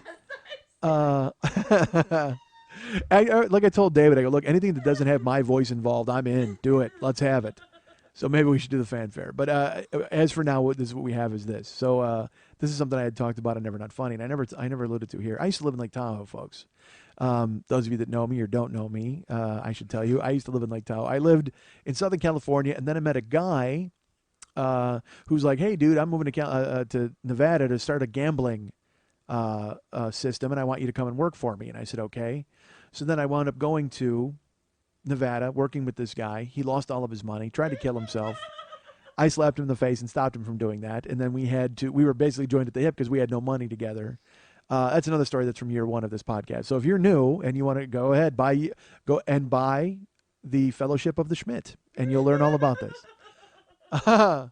So I lived in Tahoe with this guy. We wound up living in this woman's house. We rented a room, and I fucking before I wanted to murder this guy because we were together every waking moment. And we went through a terrible ordeal together with no money. We were homeless. We actually lived in the casinos for a few days. We had all of our stuff impounded at a hotel. We were stealing donuts to live. I mean, it was just fucking weird. And then we finally kind of started to get on our feet, and we went and moved in with this woman named Dolores. Dolores was great. We rented a room from her, and we had to convince her we weren't gay. Because we're like, look, we're 2 guys, and we want to rent 1 room. And because that's what our money situation is right now. And I was so exhausted of trying to survive that I actually sat her down and was like, look, and I had to explain to her what was going on. And she's like, all right, well, I'll let you both move in. Which, to her credit, I mean, I can't believe, because it was Dolores and her son, and she let 2 idiots move into her house and rent a room. You can't feel safe with that, right? And because we lived kind of in a wooded area. I mean, eventually you're just going to find her body, right? I would think that. That's the first thing I would think. Of course, what am I think homeless people want to blow me, so what the fuck do I know? I think that if you just came across with that, it's like, hey, look, I can give you $1 now. I mean, what do you want, $1 now? Or you can come to my house and take a shower and make $20. 20 seems low. That still seems low, right, for that sort of thing? I don't know. Don't even write that down. That can't be the name. That's far too long and too grim. It can't have to be the name.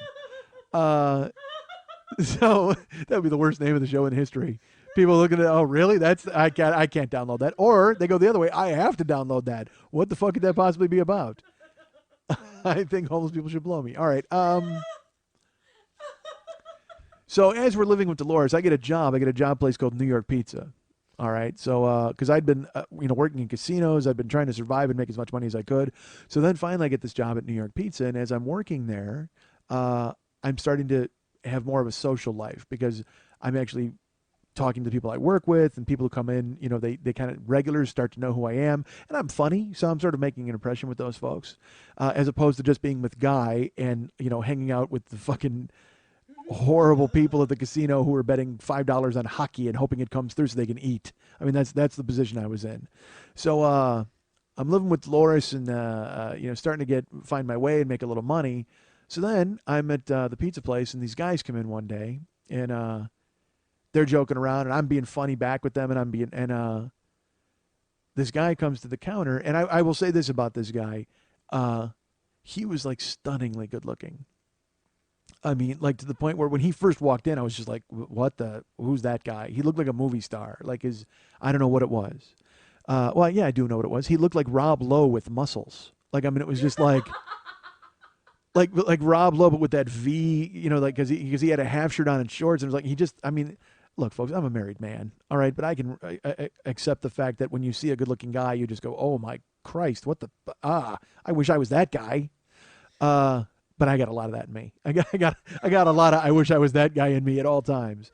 So I was having fun with them and goofing around, and then they left, and then they came in again like 2 days later, and they were being funny, and I was being funny, and they got to know my name, and I found out their names. A guy was named Craig, another guy was named Ransom, and another guy named DJ. And DJ was like the really good looking guy. The other guys were like they were guys, a little older than me, sort of my age. What are you saying? It was his real middle name. It's just ridiculous. Yeah, his first name was Mark, but we all called him Ransom because it was his middle name. So I meet these guys. Well, what's also funny? Craig spelled his name Criag, which I was just like, why the hell is that happening? But they were good guys. So they're coming to eat pizza, and I'm joking around with them, and I get to know them, Craig and DJ and Ransom, and DJ one day comes up to me and he's like, "What are you doing tonight?" And I go, "Nothing." He goes, "Well, you want to come out?" And I'm just like, I'm swooning. I'm like, "Oh, what? Really?"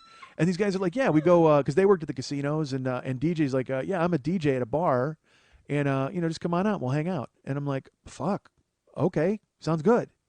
And I was like, "This is amazing. I got to do this." And then I didn't. Of course, I did not, because I didn't have a car. Like, I had no way to go to the bar. I had no way to get there. Like, I was taking the bus everywhere in fucking Tahoe. It was terrible.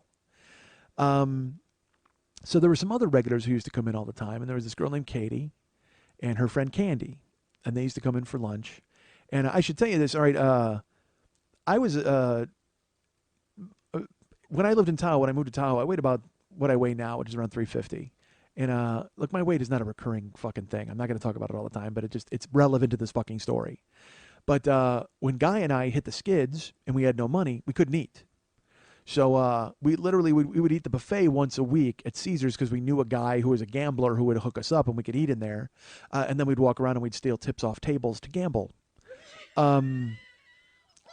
We had there was hard times afoot. We had hit hard times. So and then I survived basically on dollar pizza in the sports book. And then at the end of the night when we would leave, we would always go to the same liquor store, Guy and I. We would buy a bag of chips, a bag of like Tostitos, like a big bag of tortilla chips, and Guy would steal a jar of salsa. He would put it in his pants. So we would always eat chips. That was what we ate at night, was chips and salsa. And then in the morning we'd steal donuts sometimes because they would put out free donuts for everybody in this hotel we lived at, and we'd sneak down and we'd eat all the fucking donuts before anybody woke up. So again, folks, hard times. Well, I mean, I was 20 at the time. Shit had hit the fan. What do? You do what you do to survive. Otherwise, you wind up in the fucking hedges going, "You got any money?" I mean, you don't want that. Otherwise, you're holding a sign and hoping the next guy offers you to come home and take a bath and blow him. I wasn't about to let that happen. So I had to steal some fucking donuts, all right?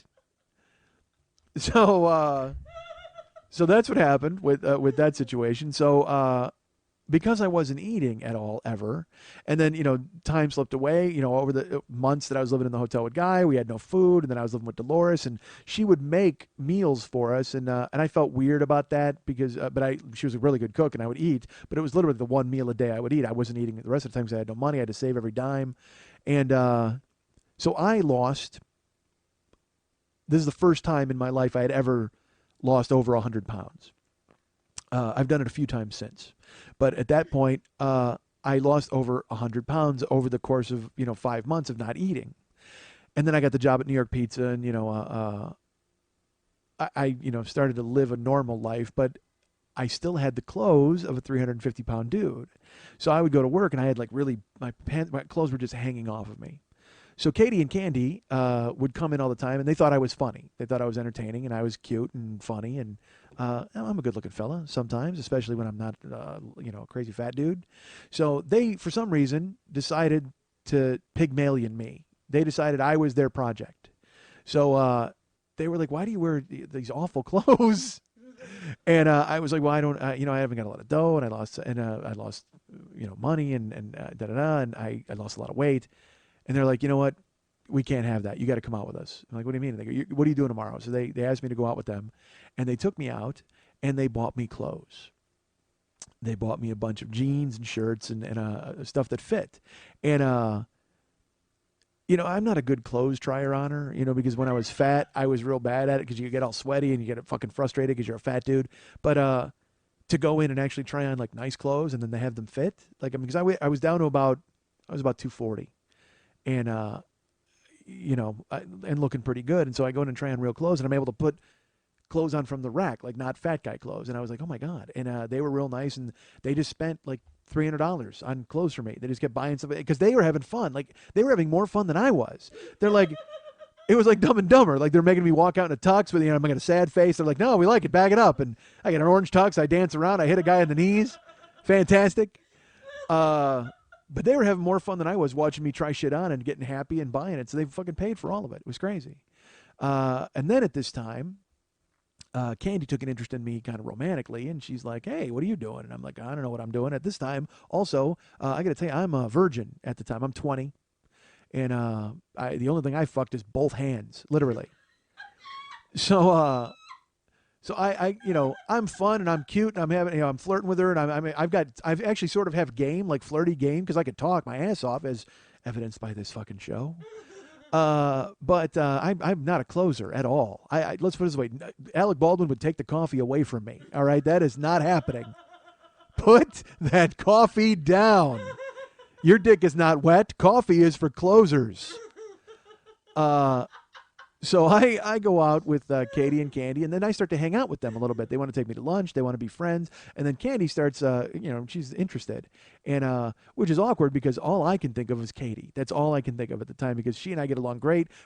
She's smart and funny, and we can kind of finish each other's sentences, and everything's working, except, Katie's married with kids. Candy is divorced. And Candy is she's like into me. And at that point, my cock is like, dude, who cares? I literally, and let's face it, DJ walked in and my cock was like, what's that? You know what I mean? He's tired of getting fucking romped on by 10 fingers. He's like, you know what, dude? Find somewhere else to put me or I'm leaving. So I start getting along with Candy, and she starts doing well. And then we're out one night, and then we wind up alone with Katie. We go to the movies with Katie. Then we wind up alone in Candy's house, and it's like dark, and we're on the couch, and we're going at it pretty hard, making out and everything else. And then she stands up and goes, let's go in the bedroom. And I'm stunned at this revelation. This is a new development for me. Because I've done other things. I've at this point, I've gotten blown and gotten jerked off, but the only thing I haven't done is fuck somebody. I've done everything else. But I'm fucking petrified. Like, I don't know what the hell's going to happen. And also, she's 37. All right, I'm 20. So it's like, I'm not going to be good at this. This is going to be horrible. So I actually said this, and I could hear my voice saying it. And I actually said, no, I can do this all night. Like the making out on the couch. And she's like, no, it's time. Let's go in the bedroom. So I go in there, and I become a man, ladies and gentlemen,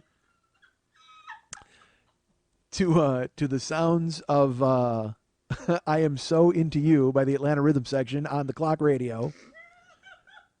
I put forth 2.5 minutes of furious effort. But luckily enough, by the time the song's over, I'm ready to go again. I mean, it's like, again, I'm 20 and who cares? Everybody's getting fucked at this point, because there's a great scene in Soap where Jimmy Bayo, he bangs his teacher and he walks out with a pipe, and he's all fucking gassed. He goes, this is amazing. This is like discovering America or a third arm or something. And it's like, it's exactly what you feel. Like, you all know, you all got fucked, you all got laid. Once you finally have sex, you're just like, oh, dude, let's do that again, and let's get more people. Holy fuck, what's happening? God damn it, start lining them up. I don't care, Candy, I like you, and this was great, but are other people different than you? Do other people do different things? Because then you want to just debut it. It's like, holy shit. It's like being good at magic or something. I can't wait to show everybody this. So I'm dating Candy, and I'm friends with Katie, and they keep coming to New York Pizza. And then DJ, Craig, and Ransom also keep coming in, and I wind up being friendly with them. And I explain that I don't have a car, and they're like, well, why don't you get your friends to bring it? Because now Katie and Candy are there when they're there, and we're all friends now. We're all joking around and having fun. And then they say, hey, why don't you guys just come to the bar and pick up Mike, and we'll all go. And they're like, I don't know. Katie and Candy are like, well, maybe we could do that. Again, Katie's got kids and a husband. You know what I mean? And Candy can do it because she's fucking a 20-year-old. What the fuck has she got to do with her life? She's already given away any rules or any sort of boundaries that she might have had. She's ready to go to the goddamn bar and get worked. So I wind up going to the bar with Katie and Candy, and we start hanging out with DJ and Craig and Ransom, and I'm still living with Dolores. And as I'm hanging out with DJ and Craig and Ransom, I'm getting to be more friends with them. And finally they go, hey, dude, where do you live? And I lived up in, I can't remember the name of it.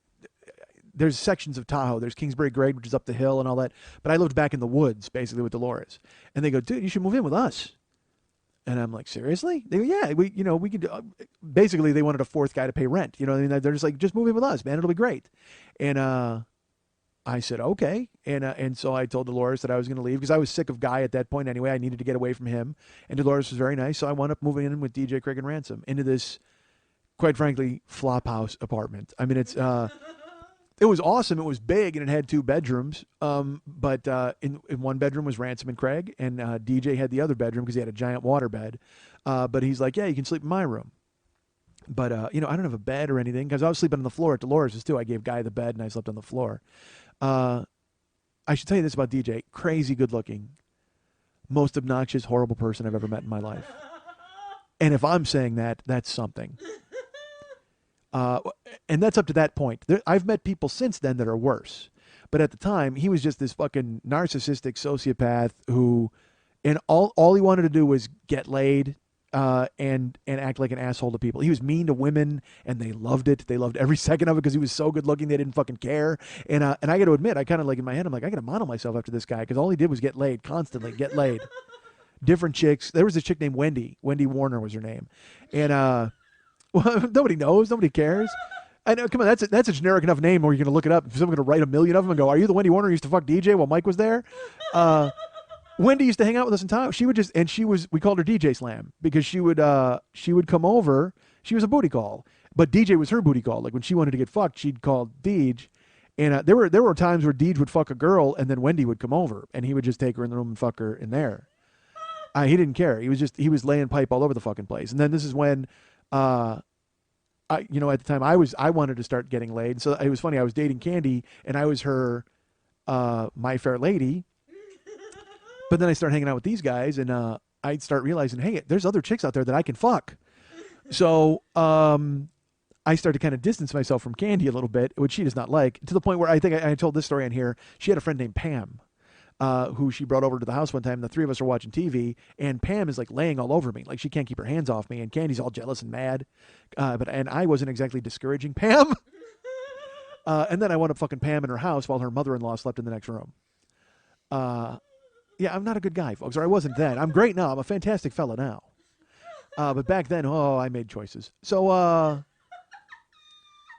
lived in town. I lived with these guys, and that was the life I led. It was college for me, quite frankly, because I was 20 years old. I had never been to school, and this is my first time kind of being on my own. Because when I was with Guy, even then it was like having a weird brother that I was staying with, because I lived with my brother in downstairs. Oh, terrible. But now it was like, fucking, let's do everything. I don't fucking care. Let's fuck everybody and move on. So I'm living with them, and I said all these girls, and when we were getting laid, all right, I'll tell you this. I got a job at the bar with DJ. So I was working New York Pizza, but then I was also bouncing at this Faces nightclub. And it had been a gay bar, but then became a straight bar. And DJ was DJing there, and I was bouncing. He was the DJ, I was the bouncer, with Jazzy Jeff. And so then we start just basically tearing through all of the gash we can in this town. I mean, it was just yes, that's not a kind word, but that's what was happening. So to the point where like Craig and Ransom are getting laid, and I'm getting laid, and DJ's getting laid, and we're because it's a bar. It's like it might as well not even have been a bar. It was just, you know what it was? It was a Venus flytrap, and any chick that walked in got fucking snared, and she was gonna get tagged by one of the 4 of us. Honestly, someone was gonna get dicked, and it was gonna be by one of us. So and also I will tell you this: when we would do that, DJ and I, Craig and Ransom weren't really into this part of it, but because I slept in DJ's room, and I should tell you this by the way, I slept in his room on the floor on all of his clothes. He had no dresser. He threw all of his clothes on the ground, and he goes, "Yeah, you can sleep there." I slept in a pile of DJ's clothes, which now that I think about it, really sounds gay. I mean, that sounds even gayer than gay. Like I wanted to be that much closer to him that I slept in a pile of his pants. I mean, that's fucking horrible. But at the time, I was just like, thank God I'm not on a flat floor and I'm gathering up all of his clothes and sleeping on them. And he literally would wake up and just pull something out of the pile and put it on. You know what I mean? And he was a guy, he relished. It was so weird. I've never seen this before or since. A really good-looking guy who loved being antisocial and being a pig and being mean because he knew that he could still get laid and he could still get people to accept him even though he was that terrible of a guy. I mean, he would chew with his mouth open. It was disgusting. And he would get like shit on his hands and wipe it on his shirt. I'm not kidding you. He went out of his way to be a 5-year-old boy. And part of me thinks it was because he wanted to be taken care of by these girls. And believe me, they all wanted to take care of him. All of them. I have, again, not before or since, ever seen a guy who had that kind of magnetism where he would fuck 2 girls a night. Like, I mean, it was that crazy. He would be in the DJ booth and he would go, "Hey, dude, can you fill in for me from, when I was bouncing?" And I would go up in there and he would disappear and he was off getting blown. I mean, it was like he was that guy. He had this weird magnetism. And it was over everybody, guys too. I mean, like men would come in because it used to be a gay bar and they would just tip him like to play songs just to talk to him. I mean, it's crazy. Which of course led me into a complex of I want to be that guy, but I didn't have that kind of magnetism. As you can see, I'm very polarizing. I never, I could get laid, but not like that. I mean, he could walk into a grocery store and panties would drop. It was crazy, but also the fucking worst guy ever. So, this girl Wendy used to come over and we would laugh because Wendy would be she was really cute. She was so cute. And it drove us crazy because we all thought she was so cute and lovable, and we couldn't understand why she would let DJ treat her like a dish rag, because she would come over drunk and on wine, and she would have a little wine, and we'd all watch movies because we lived in this house together, and all we had was like a TV, and we had a ton of videotapes. Like we might have had 200 videotapes, maybe even more, and all of them had 3 movies on each videotape. So our lives, dude, it was this ridiculous life where we'd be out all night at the bar. Okay, I'd be bouncing, he'd be DJing. The bar would close at 6.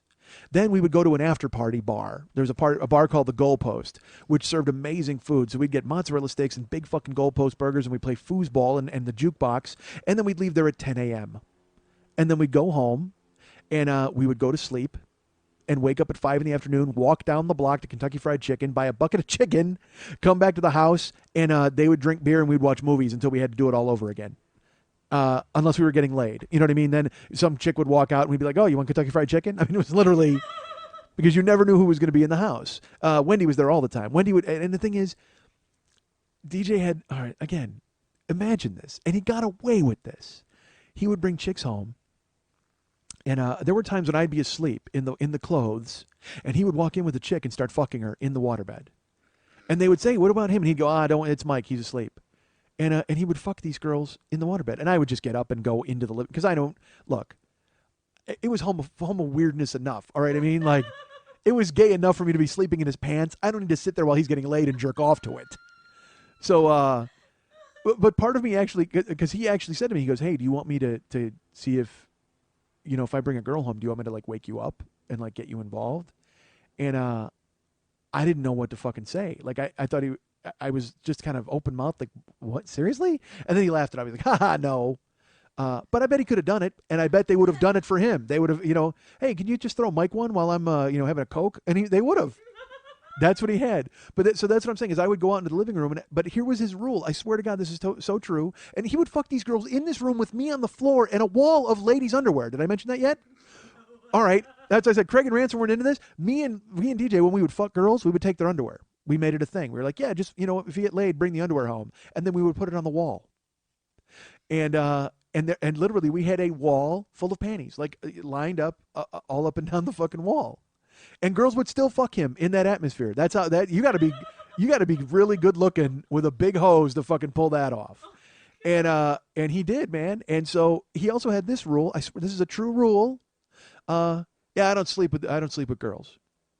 So when we're done fucking, you got to go sleep out in the living room. And girls would do it.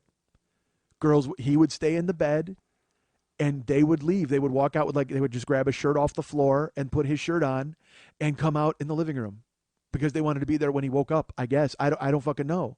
Because oftentimes we'd be watching movies and some girl would walk out, Wendy would walk out in a dress shirt, and she'd be like, hey guys, and she'd just get some wine and sit with us and watch movies after fucking DJ while he went to sleep in his room.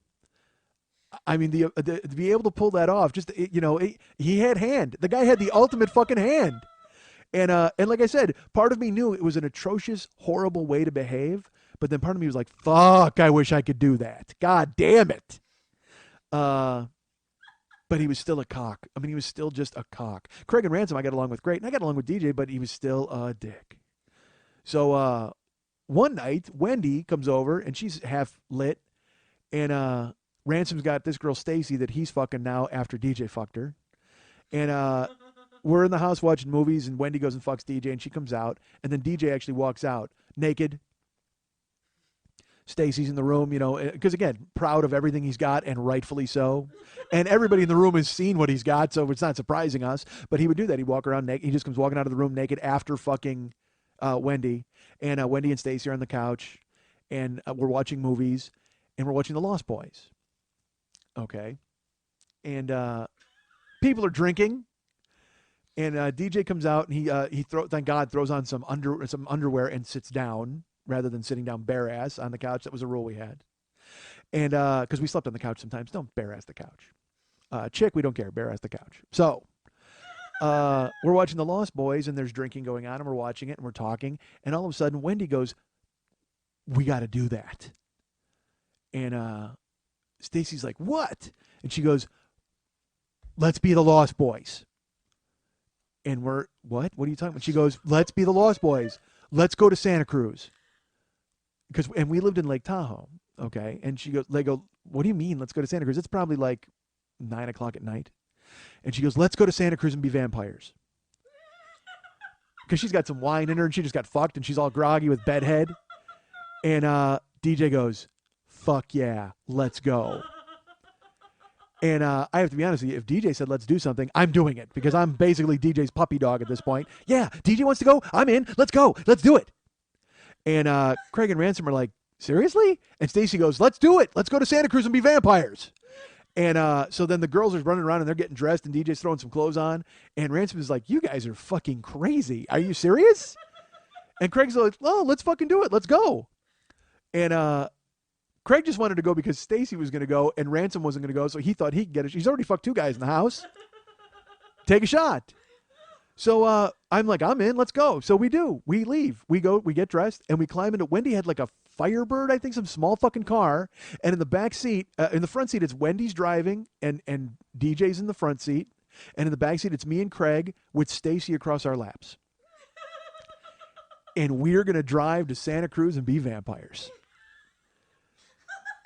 And Wendy's drunk, like she's got wine in her, but we don't fucking care. We climb in the car, we all get in, we're dry, and we just hit the open fucking road, windows down, singing. And we're singing the, thou shalt not kill, the song from Lost Boys. Cry Little Sister.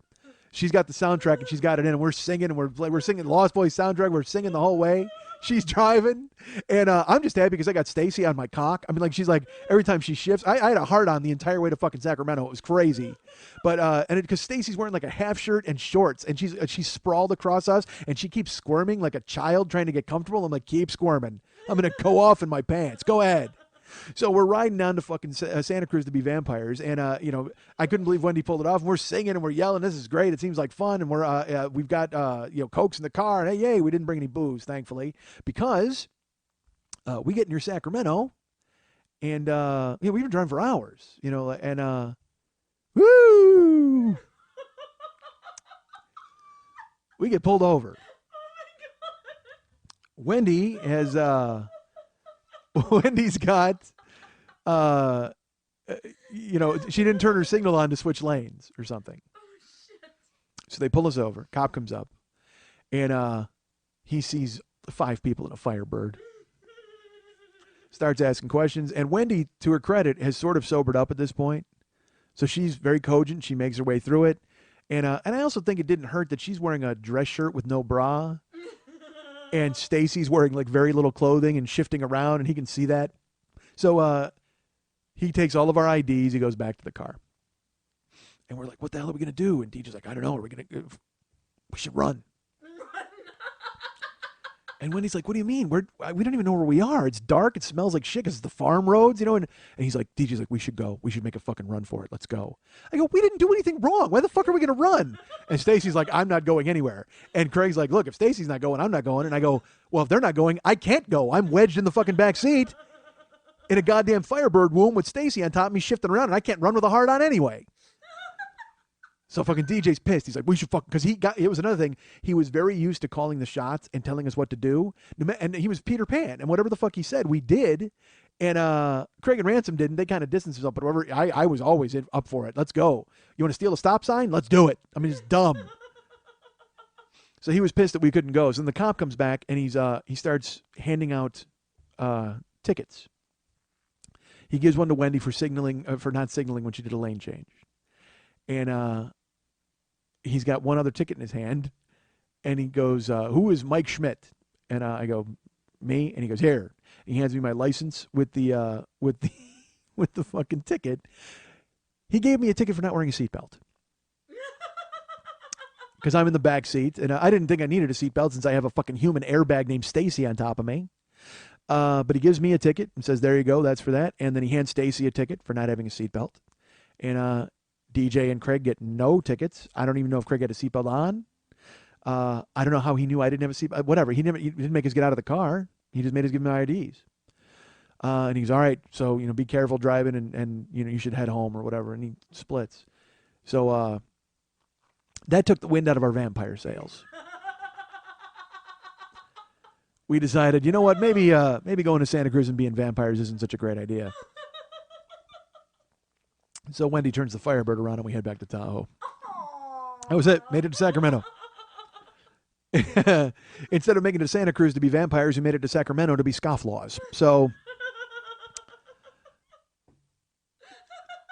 we head back to Tahoe, and that's, whatever. I was pissed. I'm like, but I also tell you this. I'm at a phase in my life. I'm 20, going to be 21, and I have no responsibility for anything at all. The only way I pay bills is when guys come to me and go, "Hey, the bills are due," and then I give them money. But otherwise, I don't give them a fucking second thought. I'm a child. I quite frankly, I still am now, but back then, much worse because I took that ticket and threw it away immediately. I didn't even fucking care about it. Who cares? I mean, sir, because who cares? It's a fucking seatbelt ticket. No, who cares? And then I also, later on, I got into a bar fight. I told you that. I got into a fist fight at a bar, and I broke my hand. And I went into the emergency room, and they had to set my hand, and they put a cast on it. And I never paid it. Yeah, thanks for fixing my hand. Never see me again. I was like the Johnny Appleseed of violence and bad things. Like I was throwing around. It didn't matter. I was just fucking ruining everything. So we get back to Tahoe. We start, hanging out some more. And I should tell you this. That summer, this is like 88. Summer of 88, DJ's from Idaho. He lives in one of the 3 houses up there. And he decides that his friends Rick and Robert are going to come stay with us for the summer. And he asks if it's okay. And we're all kind of sick at Deej at this point. But also it was the summer and we didn't fucking care. And it was 2 more guys to chip in on rent. So we're like, yeah, fuck it. Who cares? Bring them down. And we liked Rick and Robert. They had been down already. So now you've got 5 guys. Now you got 6 guys living in this apartment, 2-bedroom apartment. Rick and Robert sleep in the living room. I still sleep on the floor. DJ sleeps in his waterbed. And they're hanging out at the bar. They get jobs at the bar. I think one of them's a dishwasher. There's not even dishes. We get them on the payroll. They're hanging out. One of us gets a job. Robert gets a job at the casino.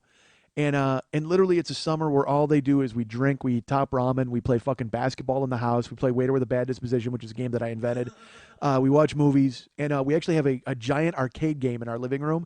There was a game you used to be able to play. It was a football game, and on the screen it were X's and O's, and you would roll like a rolly trackball to make the X run or the O run. We had that full-size arcade game in our living room and had tournaments on that. It was a fucking zoo house. I mean, the walls were covered with Hustler centerfolds and panties. In the living room, we took masking tape, like, that white masking tape, and we did a chalk outline of a body on the rug in the fucking living room. I mean, it was just idiots.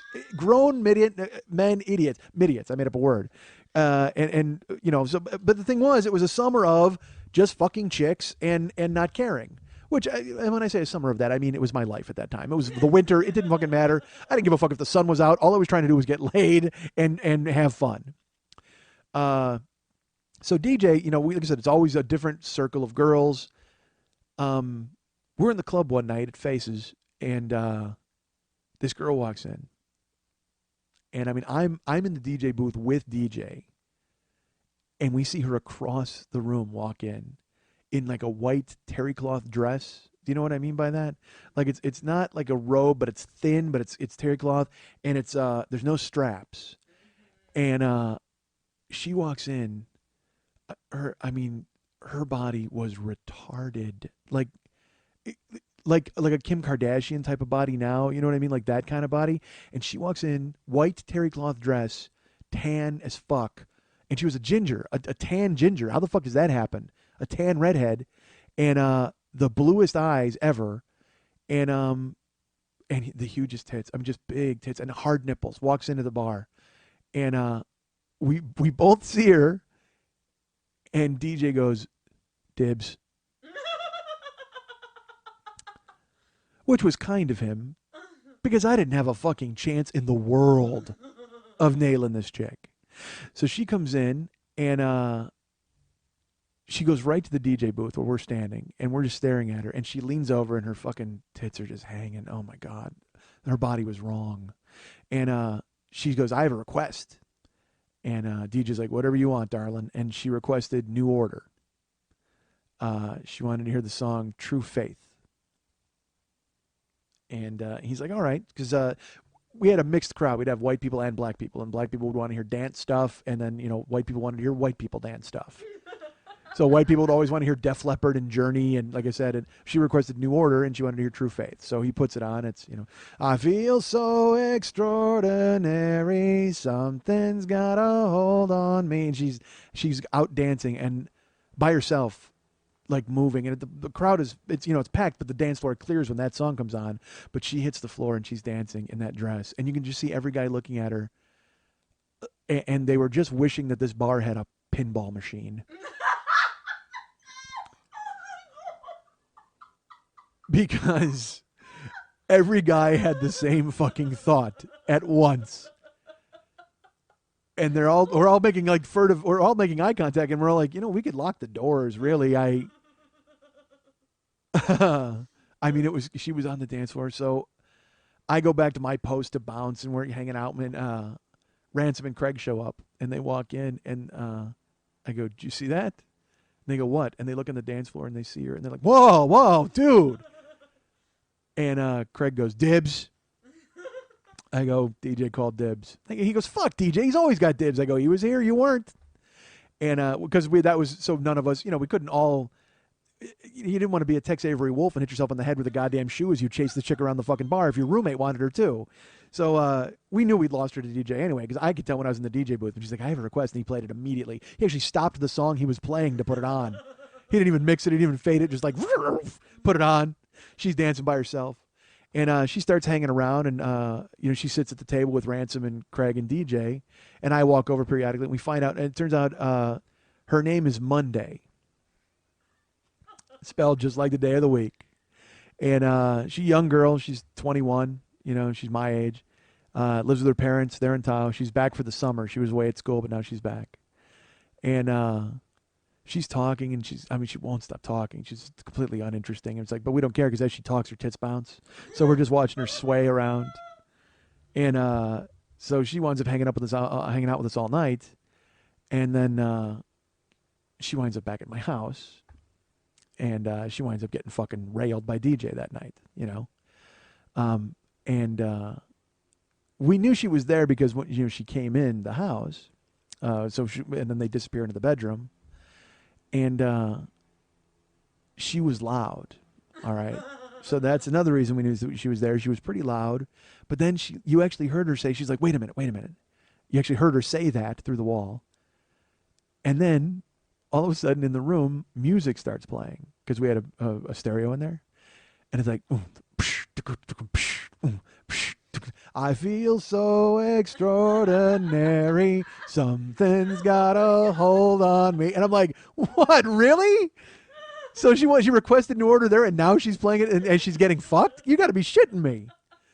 But that's what she wanted to do. She loved it was, I think the album was called Substance, but she loved New Order. So she would that was the thing, is she would request it in the club. And so then DJ, he's banging her, but he's banging a bunch of other chicks. But then over the course of like 2 weeks, he starts to get exclusive with Monday. And let me tell you something. When a guy's exclusive with a girl, and he lives with 5 other dudes who are trying to get laid all the time, I mean, it's really antithetical, because we were used to having, there would be girls running around in their underwear. I mean, it was really kind of an animal house, man. It was crazy. And he started bringing over Monday, like, to hang out and watch movies with us and be our friend. And we're like, fuck, we hate Monday. We don't want to fucking hang out with her. And it wasn't really anything against her. It was just, don't bring a chick in here to muck this whole fucking thing up. You brought your friends down from Idaho, and they're sleeping on the goddamn floor. So now we're all going to be out in the living room while you're getting fucked, and we got to hear you getting fucked. And every time he would bring her in there, and they would be in there for 10 minutes, and then you'd hear, I feel so extraordinary. Something's got a hold on me. And I'm like, we hated her. We hated DJ. We hated New Order. We hated fucking Britpop. We hated it all. New Wave bullshit. Couldn't stand it. Because he'd play it at the club when she would walk in. He would stop whatever he was playing and play it for her. And it was just like, what are you doing? You're falling in love? You're the guy who fucks everybody and everything. You're the guy who has dirty dishes in his bed. You got to be shitting me. But she got comfortable at the house to the point where one time I went in to go to bed and she was naked, which was, I will tell you, that was the only positive, was getting to see Monday naked.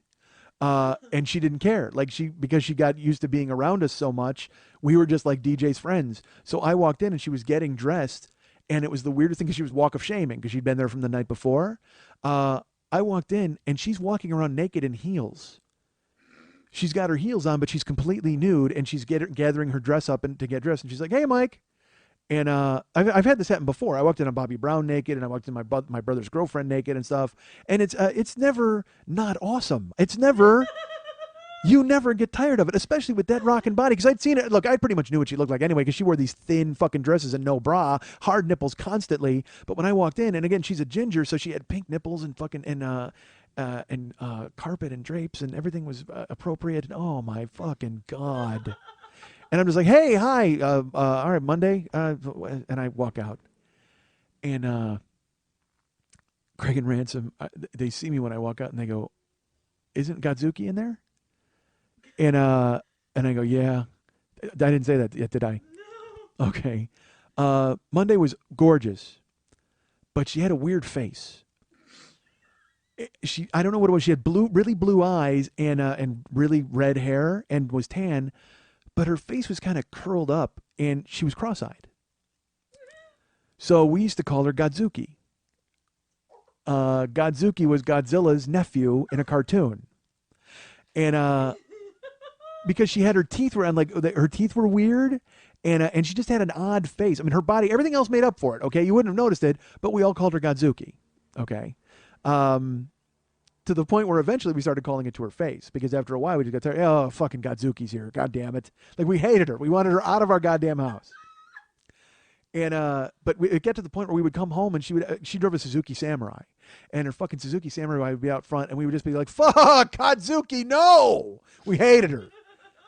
So, we were out one night, and, like I said, she would be in the house all the time. She'd be hanging out, and we went out to the bar. She was at the dance club, and Ransom and I split early, and we stopped 7-Eleven, and we went and got some fucking pecan twists and chocolate milk, and we're heading home. And DJ said he wasn't going to be home that night. He was going over to her parents' house, I guess. I don't know where the fuck they were going, but we didn't care. We were just happy.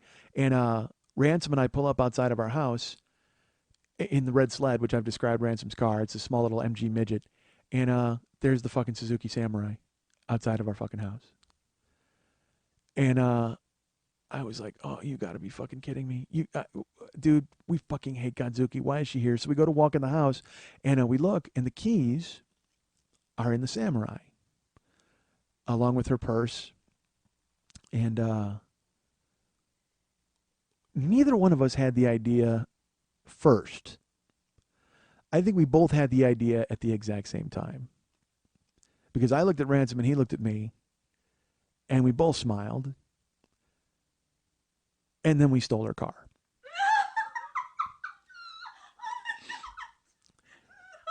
Because we didn't want to go in the house, and we had already turned Ransom's car off. There was no point hopping back into that one. So the two of us, it wasn't even an issue. We didn't even say, you want to do this? We didn't say, hey, let's go, or we didn't have to convince one another.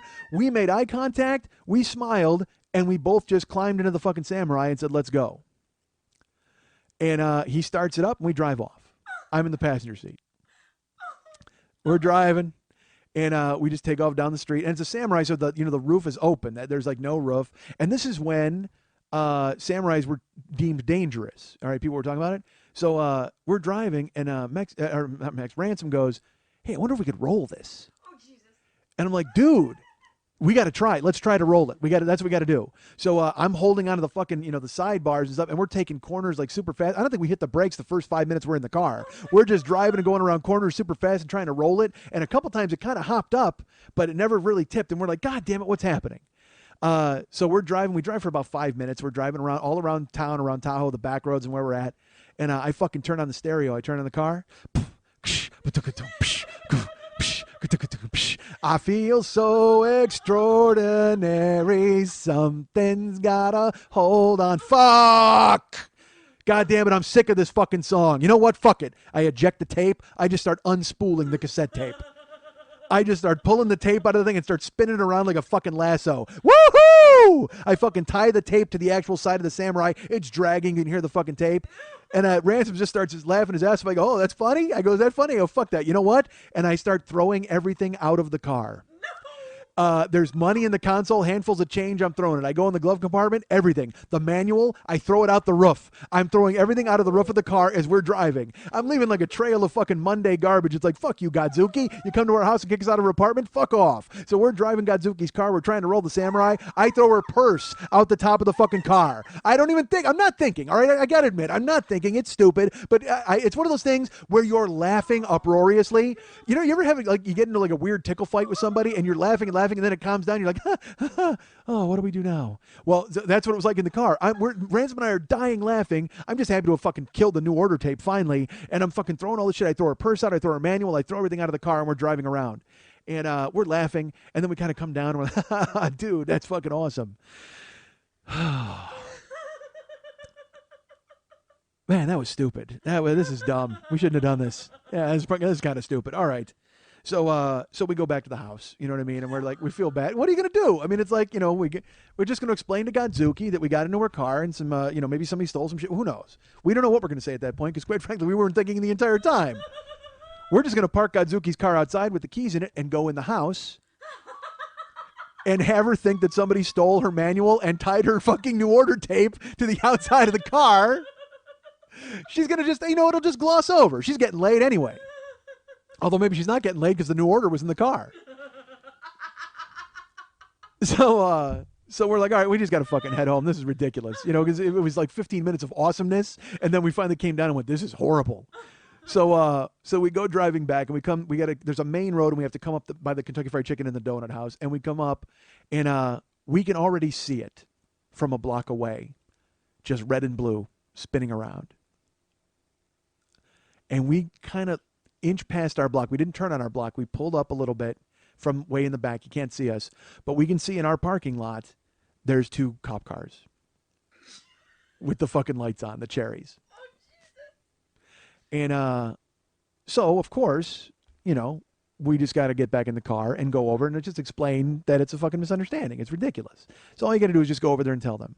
So immediately, Ransom floors it and we get the fuck out of there. Because logic plays no point at this point. We can't pull up and go, oh, haha, we just took your car, sorry. I mean, we didn't know what to say. We could have probably explained it away, but we said, it's best to just fucking disappear at this point. So he floors it. We fucking drive off. And then it becomes, as fun as it was, now we're just like, oh, fucking Godzuki called the cops. You got to be shitting me. And we're freaking out, and we're driving, and we're like, what are we going to do? What are we going to do? Before we were laughing, but now we're like, what the fuck? What's going to happen? What the fuck? So we finally drive. We go north of where we live. There's a shopping center. And in this shopping center, there's pay phones. This is way pre-cell phones. So we go into the shopping center. We pull in. And we decide we're going to call the house. And we're going to tell her, you know, hey, look, I don't know what's going on, but there's a misunderstanding. We borrowed your car to go get some food, whatever. Meanwhile, everything she owns is on the road. Like, we threw it out. It's ridiculous. The cassette tape is still trailing off the Samurai. I wish we would have rolled it at that point. So we get out, and Ransom goes, all right, well, I'm going to run in and get something to drink, and then I'm going to make the phone call. And I said, okay. So he runs into the gas station. Like, there's a shopping center. He goes into a gas station. I'm standing there by the Samurai. And I see from behind the gas station, because it's a big mall type of parking lot, I see a Tahoe cop car with all of its lights out, approaching slowly. And in my head, I'm like, oh, that's probably not good at all. At this point, I should probably just hop in and drive to Santa Cruz and be a vampire. So Ransom's getting a soda, and he comes out and he picks up the payphone and he's calling, and the cop car's just sitting there. Nothing's happening. And Ransom yells, he goes, there's no answer. I said, you should probably come over here. He goes, well, hold on, I'm going to try again. And he hangs up and he dials the phone. He's like, they won't answer. He goes, maybe they're outside talking to the cops. And I go, nah, I don't know if they are. I said, you need to come over here. As he's talking, another cop car comes in from the other side. I see it coming. And it's got all the lights out. They're sneaking up on us. They think they've got us dead to rights. He's on the phone. He's got a Coke. I'm leaning against the Samurai, cassette tape flowing in the wind. The case is gone, by the way, as you know. I mean, it got shattered as we were driving. It's skipping off the fucking ground. It's just a fucking cassette tape. Looks like a streamer hanging off the goddamn side of the Samurai. Finally, the cop cars make their move. Ransom comes walking over from the phone. I go, you need to get over here right now. He starts walking over, and as he's walking over to me, the cop cars come into the parking lot, and then they hit the fucking cherries. And they swoop up, and they're like, Vroo! And they go, yeah, get down on the ground, get down on the ground. Because there's not a lot of crime in Tahoe. So to them, this is like SWAT team training. They're all excited. They got some, guys who stole a car. So they fucking burst out of their car, and Ransom's got a lady cop on his side yelling, get down, get in, real high voice. I've got, like, the deepest voice ever. I've got Charlton Heston. So he's like, get down on the fucking ground, get down now. And I put my hands up and I lay down, face down on the ground, and I can see Ransom. Like, my head's here and his head is close to mine. And the woman comes over to him and she starts talking to him. Meanwhile, the guy comes up to me and they have their guns drawn. All right, their guns are out on us. Get down on the ground. He walks up to me. This guy walks all the way up to me with the gun pointed. He's got it pointed. He walks up. He presses it against the back of my head. I'm face down, and I feel the gun press into the back of my head. And I'm like, what? What the why? I don't say anything. I'm just fucking, I start shaking. I'm like freaked out. So he's got the gun pressed against my head. He's like, you fucking stole a car? And then he literally jumps on me. He knees me in the back, and he grabs my hair and he shoves my face into the fucking dirt in the parking lot. He's like, you stole that car, didn't you? And I can't even talk because I had a gun to my head, and now this guy's got his knee in my back. He's fucking me up. And the lady cop, I think his name was Jim. She's like, Jim, calm down, And he's like, no, fuck that. You can't fucking steal a car. And he fucks my hands up. He pulls my hands behind my back, tells me to put them back there, and he twists my wrists, and he fucking cuffs me as hard as he can, and in the most uncomfortable fashion. And Ransom, meanwhile, is like, he's sitting up. And the woman is putting the cuffs on him. She's being nice to him. They're watching me get the shit beat out of me. And I guess this has happened before where I've had incidents with police because I'm big. And they want to try to show me who's boss, or they want to make sure, because they think I'm going to do something. I'm not going to do anything. Fuck that. So, he's on my fucking, I'm sorry, I'm moving the microphone again. It's so stupid. It's so terrible. I'm in the womb. And he's kneeling on my back, and then he fucking cuffs me. He stands up, and he goes, get up. And, I'm a turtle at this fucking point, folks. I mean, I don't know. I can't so I try to sit up, and he goes, I said get up. And he grabs my wrists with the handcuffs and my hair, and he lifts me off the fucking ground by my hair and the handcuffs. And he slams me up against the cop car. And the woman is like, easy, Jim. Like, she's trying to get him, and Ransom, meanwhile, I think she got him tea. She's giving him a back rub. Meanwhile, I got Vic Mackey trying to prove something. So I'm against the car. They fucking smash us. They put us both in the back seat of the cop car.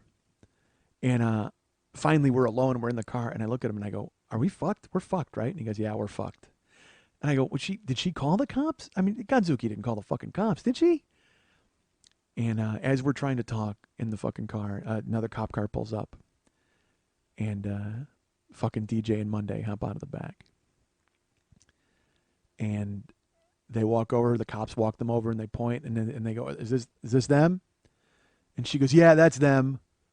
And she's making a mean face. She's all pissed off. And he goes, all right. He goes, well, and DJ, to his credit, DJ just goes, well, I mean, we know them, officer. And Monday goes, I don't know them. She goes, they stole my car. And my heart sank because I knew then, I'm like, we're fucked. She's pressing fucking charges. And she just starts laughing and pointing at us in the car. Ha ha ha ha. Yeah, fuck you. You thought you'd get away with it? You can't get away with that. You think you can get away with stealing my car? You can't get away with stealing my car. Ha ha. And she's laughing, like maliciously laughing, but like really genuinely psychotically laughing. Like, ha ha ha ha. Like not forcing it. She's having fun. And Ransom and I are just, I mean, there's nothing we can do. We're just staring at the fucking, out the window, handcuffs. I'm bleeding from my fucking head from getting hit in the, I still have the knot. You can feel it on my hairline. And DJ's not saying anything. He's just fucking standing there. And he's letting her point at us and laugh and all this shit. And the cop goes, look. And he goes, he says you know him. You say you don't know him. What? And now you seem like you know them. What's the fucking story here? And she's like, well, no, they stole my car. And he goes, so you want to press charges? And she goes, yeah, I want to press charges. And DJ goes, we do know them. And the cop goes, all right, you need to get your fucking story straight. Do you know them? Yes or no? And DJ says yes. And then Godzuki goes, yeah. And he goes, all right, listen, if these are your friends and you're having fun and playing a prank, you need to tell me now. Because if you don't, they are going to jail for Grand Theft Auto, which is a felony. And they will go to jail for that. So if you want that, fine. But if you don't, if this is just you being vindictive or you're angry and they are your friends, you need to tell me now. And she goes, what do you think? What do you think I should do? She starts yelling at us in the car. And I'm just shaking my head like, no, don't. I mean, don't. And Ransom actually hit his head on the fucking shield in between the thing. He's just like, fuck. Because there's nothing we can do. And she's laughing and pointing. And DJ looks at her and he's like, come on. And she goes, all right, yeah, I know them. I'm sure they just borrowed the car. It's fine. And the cop goes, you're sure about that? And she goes, yeah, they're his roommates and my car was there. And I'm sure it's a misunderstanding, but I did think they stole it when I called you, but everything, it's fine. I don't want to press any charges. And the cop goes, okay, all right, well, that's your car's right there if you want to take it, you guys. And she's like, fine. And he goes, well, hold on. Do you want to take them home? And they start opening up the car door, and I'm like, thank God, we're going to get the fuck out of here. And they go to take us out of the car door, and Monday's like, I don't think I want to give them a ride. And the cop comes over, and she goes, well, that's okay. She goes, one of them's not going with you anyway. And they're like, what? And they go, well, we ran a check on these guys. She goes, who is Mike Schmidt? And I went to raise my hand. It was my right hand was uncuffed, and I raised my hand. They were uncuffing my left hand, and she goes, you have a warrant for a ticket you didn't pay in Sacramento. And I went, and this is like 6 months later, and I'm like, oh no. She goes, so you're going to jail, my friend. And Godzuki just starts laughing. Ha ha ha ha. She starts going crazy laughing. And I said, okay. And they recuffed me, put me back in the car, drove me to the jail. And they told me in the car, they go, you had a ticket that went to warrant in Sacramento. And it's a bench warrant. We're actually you have to go to Sacramento. We're going to send you in the morning. So I said, what? They go, yeah. She goes, unless you can get bailed out and pay the ticket fine money and your bail, you're going to go to Sacramento in the morning. We're going to send you on the bus. Because Tahoe's small, you know what I mean? Like, it's just the way station between Sacramento and basically Reno where they take care of everything. You know, Tahoe doesn't fucking care. They got a jug jail. So I'm like, you got to be fucking kidding me. I'm going to go to Sacramento on a prison bus for a seatbelt ticket? Because I wanted to be a vampire? God damn it. So they put me in the jug. I go into fucking jail, and I'm alone. I'm in the fucking, the big room by myself, and it's just got these thin little, like, metal benches against the wall, and there's a fucking exposed toilet, and I'm just like, it's late, and I'm fucking gassed, and I'm freaked out about Sacramento. I don't know what the fuck is going to go on. So I actually curl up on the bench and go to sleep. I don't even know how long I slept. Maybe an hour, maybe 2 hours. I got no fucking idea. All I know is I wake up because a guy hits me in the feet. Hey, move. And I open my eyes. And I had been alone in the jail cell when I went to sleep. And I wake up, and 25 of my closest friends are now in the jail with me. In orange jumpsuits and chains. Oh my god. They're on their way to Reno to get processed. Oh my god. These are criminals. And among them is a guy who that week had set a child on fire. Oh god. He was in the paper for it. And he's sitting down on the bench right by me. And I sit up, I wake up, and he's like, move. And they need room to sit down. And I sit up, and I'm just like sitting there amidst the fucking jumpsuits. And everybody's talking, and they're all kind of lively for going to fucking jail. And the guy says, where are you going? You going to Reno? I said, no, I think I'm going to Sacramento. And he goes, oh, fucking California. Terrible. And I go, yeah, horrible. I don't know what to say. I'm trying to fit into it. I don't get raped by 9 guys. And some of them are chained. Like I said, they have their hands chained to their thing, but some of them are just wearing the jumpsuits and they're not chained. And a guy wriggles out of his jumpsuit and just gets naked, takes a shit. And as he's shitting, they bring in breakfast for us. And they bring in breakfast, and it's like cream of wheat and a piece of bread and a piece of bologna and a fucking apple. And they start passing it out to everybody. Because I had good, when I was in jail in Anaheim, that was good. It was Carl's Jr. But there's one in fucking Tahoe. Holy shit, it was just a pile of mess. Horrible. And I'm holding the tray, and this guy's shitting, and a nasty, I'm going to jail shit. Like it was his last shit as a free man. So he decided he was going to make the best of it because it was fucking horrible. And it was the last opportunity for his asshole to only be an exit at that point before he went to Reno and got turned out. So, and they're passing out the food while this guy's shitting. It's horrible.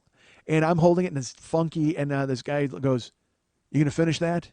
No. I just hand him my tray as I sit there fucking disgusted. I'm like, I can't believe it. I can't believe it. I don't even know what time it is. I don't have a watch. I don't know anything. I figure it's breakfast time because they brought cream of wheat.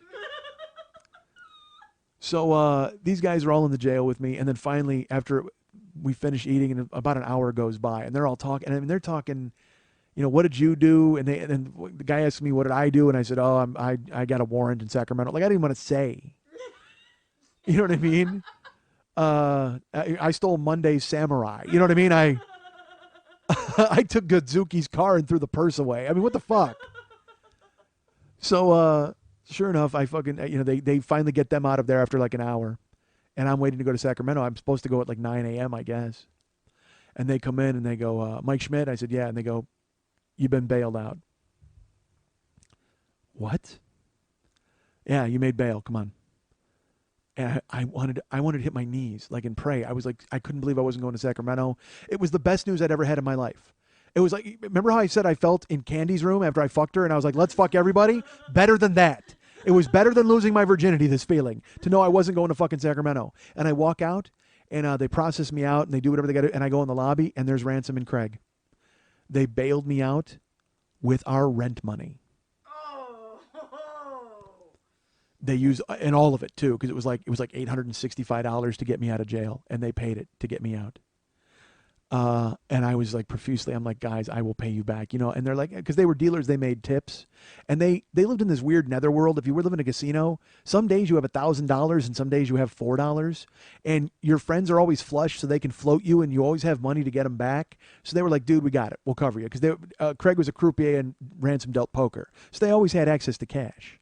But we still lived check to fucking check and paid our bills like piecemeal because we were out fucking getting drunk all the time. And I didn't drink, but they did, whatever. So they bail me out, and I'm like, this is amazing. It was like $870. I'm like, oh my God, I will pay you guys back. Don't worry about it. You can get us when you can get us. And we walk out, and we go to get in the car, and I go, hey, where's Deej? And they just start laughing. And I go, what? What the fuck? And they go, he got up this morning and went to the beach with Godzuki. And I went, he went to the fucking beach? They go, yeah. We asked if he wanted to chip in, and he didn't. So, just so you know, we all know he's a piece of shit, but now you really know what kind of a piece of shit he is. And even then, I was trying to be the devil's advocate, and I go, well, we did steal his girlfriend's car. And immediately they were like, well, all the fucking shit that he's pulled on us forever. And I go, I know, you're right, but I guess I kind of understand that he couldn't bail me out if he's going to I'm still making excuses for this fucking guy. Why? He went to the fucking beach with Godzuki and left me to rot in fucking jail. Lose the fucking gash and come in and bail me out, motherfucker. Cut your bim loose and come get your friend. Went to the fucking beach. So we go home, and then I just fucking crash out. I'm like, because I still feel filthy, and then I just lay in a pile of clothes and go to sleep. And that night I wake up, I'm going to go to work. I still don't see Deej because I guess he was over at Godzuki's house and getting showered and all that. So I go to work, and I'm working, I'm bouncing, and then Deej gets in there late, and he's going to run the booth. And I go, hey, and he's like, hey, I didn't even want to talk to him. So night ends, and he's like, let's go to the goalpost. So we all go over to the goalpost, Ransom, Craig, all of us, and we meet, and Godzuki's over there. And I'm like, I don't even want to see this chick. And she just starts laughing. Ha, ha, ha, ha, ha, starts laughing at us. So fucking it's me, Craig, and Ransom. And we all sit together at a table, and we get food, and we're hanging out. And when DJ slid into the booth, Godzuki sat on his lap. So there's, 5 of us in the booth, but Godzuki's on fucking DJ's lap. Food comes. And she's just laughing. She's just like, what were you guys thinking? And we don't say anything. I don't want to talk about it because I'm going to go off on her and it's going to be ugly and hideous. I don't even want her at the goddamn table. And Rick and Robert show up, so now they pull up chairs. We're all at this big table. Godzuki's on his lap. We're avoiding her. We're not, she wants to talk about it, but we don't want to talk about it. So she keeps going, how was jail, Mike? How was jail, Mike? I go, it was great. I'm like, I'm dismissing her because I don't want to fucking lose my mind. I don't even want her there, but I got to learn to deal with it. Whatever the fuck, that's fine.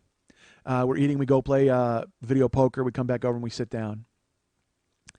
And finally she goes, I have to ask, why? And Ransom goes, why what? She goes, why did you steal my car? Why does that seem like something that you would want to do? Was it just to make me mad, or why? Why would you steal my car? And I said, well, I just saw the keys in your car, and I felt so extraordinary.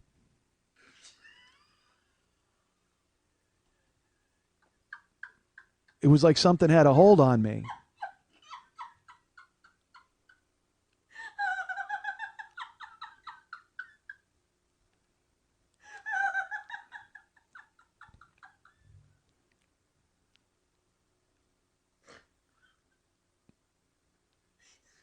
Does that answer your question? Craig and Ransom got it. I think Deej got it too. Godzuki just sat there cross-eyed and confused.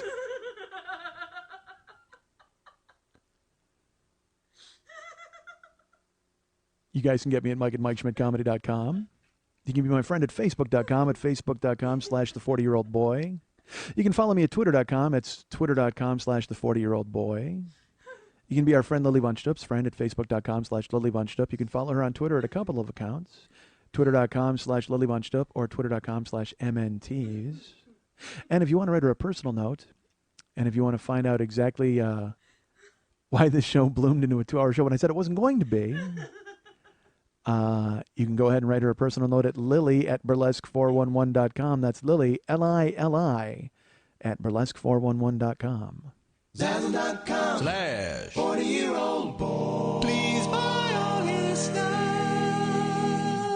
Want to remind you folks about the Monday Night Teas every Monday night at the 3 clubs on Santa Monica and Vine. 10 o'clock p.m. is the show. This past week was a theme show, I believe, right? It was not a theme show, but it's produced, by the way, I should mention that show. Very successful burlesque show produced by a friend of mine named Lily Von Stupp, who is here right now and also produces this show. Hey, Lily. How was last week's show? Last week's show was awesome. She got a lot of pub out of the LA Times and things like that from her show, and so the crowd you're turning people away and stuff still? Still turning people away. Get your tickets early is my point, folks. Buy your tickets early, or if you want, like another guy did, buy a month of tickets in advance. Yeah. Why not do that? Who's coming up this week on the show? Let's see. Mr. Buddy is hosting. We've got a debut with Ridley Barlow. Glama Sutra's back. Very excited about that. Glama Sutra, all right. Love a Glama Sutra in the show. Is it a theme show? No, it's not. It's a variety show this week again. Okay. It's our standard, burlesque variety. Oh, you had the opera singer and the drag queen last week. How'd that go? We did. The opera singer and the drag queen went well. Well, good. That's important. And they stripped. They got all naked and stuff. Yes, actually, the opera singer was almost completely naked and painted on while she was Ooh. singing. It was amazing. You know what I say to that? La la la la la la la la la. Wonderful. Yeah. All right. Well, and then next week is a variety show, and then it'll be Mr. Buddy, and he does balloons. No, Mr. Buddy is actually a silent vaudevillian. He has a tendency to host the show without speaking. It's pretty awesome. I've had that request several times. So go, folks, to the 3 clubs on Santa Monica and Vine at 10 o'clock p.m. every Monday night. It's great. Lily produces it, and it's always got amazing hot chicks and variety acts. Want to remind you folks that MikeSchmidtComedy.com is now new. If you go to the back after this page, you'll see spots. If you go to the, where else? The gallery page, the Boy with the Horns page, you'll see new spots, or new artwork. And if you go to the Joe Business page, you can go ahead and purchase the Year 1, Year 2, Year 3 download sets. That's the Fellowship of the Schmidt, the 2 Schmitties, the Return of the Schmidt, and the Lord of the Schmidt, the complete set. $25 if you want to buy them individually, $60 if you buy the set of 3 with the Lord of the Schmidt set. You can order that right now. And I should tell you this, and there's a link to the Zazzle store. There's a link to tweakedaudio.com/40, and you can get some nice earbuds that I'm wearing right now. Also, folks, if you want to donate to the show, up in the upper left-hand corner of the MikeSchmidtComedy.com site, there is always a little Schmitty with his pocket out. You can click on that and donate to the show.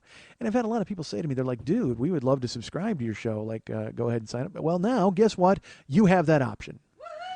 Folks, you can make a one-time donation to the show. You can subscribe for $2 a month. You can subscribe for $5 a month. Or you can sign up for a recurring donation of $10 a month. Subscriptions are now available. If you click on the donate box, a little light box will pop up. You can click on the appropriate thing. It takes you to PayPal. You sign up, and then hopefully you forget or die, and I get the money for the rest of your for my days. I shouldn't say. Hopefully you forget. Maybe you die. I shouldn't lump those in together. That seems retarded. I don't want anybody to die. So please, if you want to subscribe to the show, you can donate to the show, make a one-time donation still. But when you click on the box, you'll have the option of also subscribing for $2 a month, $5 a month, or $10 a month. Go ahead and do that at the new MikeSchmidtComedy.com with artwork all over the place and having fun. If you want to take over MikeSchmidtComedy.com, you want to be my new web guy, again, remember, send me an email. You got to know Drupal 6, which certainly not as good as Vanity 6. But I will say much better than Apollonia 6. But also not as good as Girl 6, which was a Spike Lee joint. That's a lot of 6s. I have reminders of places I'm going to be and things you should know. Folks, by the way, if you want to go to Facebook.com/the40-year-old-boy, people create pages to bring me to their towns. They want to bring me all over the place. There's now like I said, there's a Philadelphia page, a Minneapolis page. There is a Kansas City page. There is an Indianapolis page. There is a Philadelphia page, a Boston page. A Denver page is in the works. A Seattle page just went up. And I will tell you, we're making progress on Seattle. We're making progress on Philadelphia and Minnesota. The thing is, my schedule is so weird, and it's hard for me to be up during the day and contact venues. And a lot of these places, I wish I could just call them and talk to them, but they're like, send us an email to the info box. It's like, oh, fuck. And then it's going to get lost. You don't hear from people for a week. It just drives you crazy. But I'm really trying to push for Minneapolis. I have some people on the ground in Seattle and Philadelphia who've contacted me with venues. And now I have people from Chicago who are contacting me. And I got to tell you, I would love to come back to Chicago. There are a couple of guys who have access, I think, to theaters, and they've sent me notes. So just got to start a page and see what happens, and I'll promote it on the show and also on the Facebook page. So so if you want me to come to your town, start a page. If you want me to come to Denver, Philadelphia, those places, join those pages so I know that people will buy tickets. In Austin, Texas, I'm coming to see you on June 3rd. Remember, at the Cold Town Theater. The show, I think, is at 8. Might be at 7. I think it's at 8. I don't know off the top of my head. But tickets are available at brownpapertickets.com. Just go ahead and put in Mike Schmidt or the 40-Year-Old Boy, and you'll find it right away. The Success is Not an Option tour is coming to Austin, Texas on June 3rd. You can also find a link on my Facebook page. But if you want, just go to Brown Paper Tickets, because there's a lot of links on my Facebook page. And I don't want to make you wade through everything. Again, I want to thank Giovanni and all the people over at the Adam Carolla Show, Katie, for getting me on and letting me do that. That was a lot of fun. I had a great time doing it. Remember that you can download that now. It went up on Monday, so some people have already heard it, but some people might not have known that I'm on there. So go ahead and download Monday's show that features Mike Schmidt. You'll see it right there in the iTunes. Go to the Adam Carolla Show and subscribe. Why not? It's the #1 podcast in the world. Why wouldn't you subscribe to it? You probably already do. Remember that I'm on the Adam Carolla Show. You can download that. I also did Paul Goebel's show, and that's available now, the Paul Goebel Show podcast. You can go ahead and download that and hear me talk about The Voice. So go ahead and get Paul Goebel's show. I was excited to do that. I was asked to do the Top 5 podcast, and I went ahead and did that last week. Go ahead and download that. I think it's available on the 15th, they said, possibly on Sunday. And you may recall from last week, they were asking me to Skype. They were asking me to sign up and do a bunch of different things in Audacity. And I was not happy about that, and I made it known. And then they were very nice. They wrote me, and they smoothed everything over. Everything was great. And then I did the podcast. What they wanted me to do was Skype and do Audacity. What they probably didn't want me to do is what I wound up doing on their podcast. So go listen to it. It was great. I was glad that Mike and Travis and Sue involved me, and it was really nice to be asked, and I thank you. But go listen to that, and then write me and tell me what a dick I am. That'll be fun. Also want to tell you folks, live shows, like I mentioned, Austin, Texas on June 3rd. Well, I will tell you that this coming Friday, and I think tickets are still available, for Risk. Risk is a storytelling podcast. Well, Risk is doing a live show, and they've asked me to be involved. This Friday, the 13th, I believe, right? Yeah, Friday's the 13th, and it's at the UCB Theater. Yes, it is.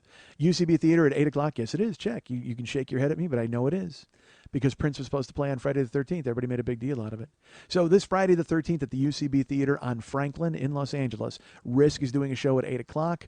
Tickets are still available. Come out and check me. And I understand that I think Dylan Brody is going to be telling stories. Chelsea Peretti is telling stories. And it's hosted by Pete Holmes and Kumail Nanjiani, who are both very funny stand-up comedians, and I don't know if they're telling stories, but they'll certainly be hosting, and they'll be there, so come on in and check them out. Should be a lot of fun at the UCB, and you'll be able to meet Lily Von Stupp, who's not part of the show, but she'll be in the audience and is forbidden to laugh.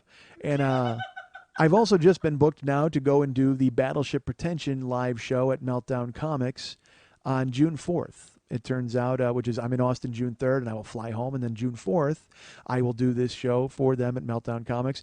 Battleship Pretension is a great podcast with my friends Tyler and David. You can go ahead and download that at iTunes. And then they're doing live shows. They do them periodically, and I don't know if they said this is their last live show. I think they kind of alluded to that for me. But I know that Kyle Kinane is on the show. He's the only other name that I know for sure is doing it. And, dude, go see Kyle Kinane. I just happen to be there. Why wouldn't you want to see Kyle? Kyle's hilarious. He opens for Patton Oswalt all over the country. He's at his own Comedy Central special. Come and see Kyle. Stay for the Schmidt. So that'll be fine. And that's at Meltdown Comics. I'll talk about that more in the coming weeks. And I think I've covered every single tag or plug, I should say. And also, there was some, I was going to talk about something earlier in the show, and I still don't know what it was. I started it and then got away from it, and then we went off on a tangent. I blame Adele, folks. That's who I blame. I returned to the movies this week. I'll tell you that, folks. I returned to the movies. I went and saw Thor over the weekend. And look, it's a hero movie. I have to see it. It's like it's in my DNA. I'm obligated to go. So we went to see Thor, and I saw it in 3D. I don't care about 3D. It really doesn't do anything for me. To me, it's just literally, it was $40 to see this movie. 20 for a ticket for Karen and 20 for me. $19.50, whatever the fuck. We went to the ArcLight, got nice reserved seats. We get to the glasses, we sit down, and we're watching the movie, and Thor starts. And he's Thoring all over the place, and there's all sorts of Thor nonsense. And it's blurry as fuck. Like, all the 3D on the periphery, anybody in the foreground is fine, but everything in the background is completely blurry. And I'm like, you got to be shitting me. And then I'm starting to think, man, am I just an old man? And because nobody's complaining. I think we've just accepted that movies are going to suck and they're going to look bad and 3D is fucking terrible and then we just got to live with it and we're getting raped. And you just sit there and enjoy it. Well, after, 40 minutes, finally, I look at Karen and I go, is this all blurry to you? I mean, you see this, right? And she goes, no, it's not blurry to me. And I'm like, man, how is nobody fucking complaining? And I wanted to go out and complain about it, but if nobody else was saying anything, I'm like, maybe this is just the way the movie looks. So then Karen goes, switch with me. So I give her my glasses and she gives me her glasses. And, hey, there's Thor. And all of his friends. And they're not blurry anymore. And I stare at the movie, and so I realize I sat there for almost a fucking hour with shit 3D glasses and accepted it. That's how low we've sunk. That's how low we've sunk as a society that we just sit there and take it, goddammit. I should have gone up, I should have fucking rang the Norma Ray bell and demanded more 3D glasses, but no, I sat there and watched blurry Thor. And look, I didn't like Thor. I didn't care for it, quite frankly. It moved a little slow, and who cares? But I tell you what, it was even worse blurry. Maybe that's on me. Maybe a non-blurry Thor would have been interesting. He would have been the god of thunder instead of the god of blah, blah, blah, blah. Everything was fucking blurry. Anthony Hopkins, all of them. And all right, I have to ask this question. Look, I like Thor. Thor's great. He seems like a nice guy. He lives in Asgard. He's a Norse god. Everybody up there is Norse, which means Norway, which means blonde. And Heyerdahl, the guy guarding the Rainbow Bridge out of Asgard, is black. What the fuck? And the best thing about it is, for me, the one black guy that they've got, they make him have the job you can never have a break from. He's the one black guy in Asgard, and he has to guard the bridge. They decided, you know what, let's put the black guy in charge. He's got the only job in town that you can't punch out from. Because they don't want him at the banquets, because then everybody's like, oh, fuck, there's a black guy here. This is Asgard. We're a black Norseman. What the fuck? No way. No way. But I love the fact the one black guy they got in town, he's got the only job. Everybody else gets to walk around and be a god. He has to go and guard the door. You took the one black god and made him a doorman, you fucks. Unbelievable. You had to think, Brad, I had to think about that when he cast him, right? He had to go, wait a minute, we're making the one black guy a servant. That doesn't make any sense. No, it makes complete sense.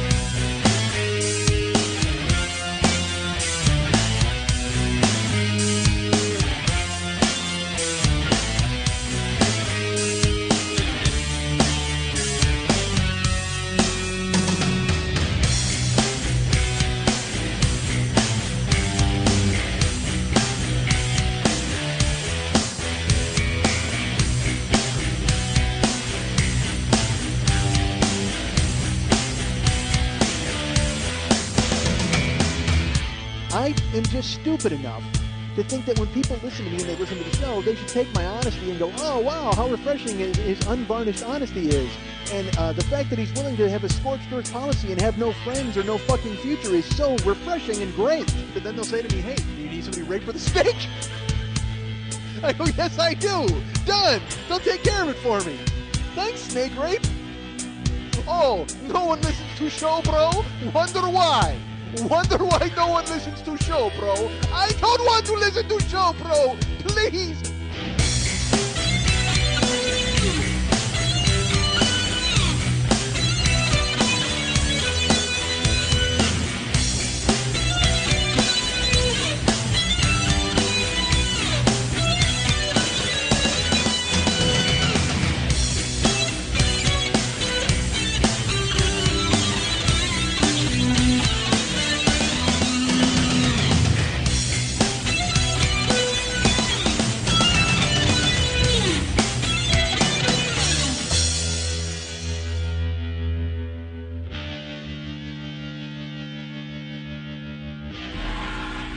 Snake rape. Do it. Do it. Do it. Do it. Do it.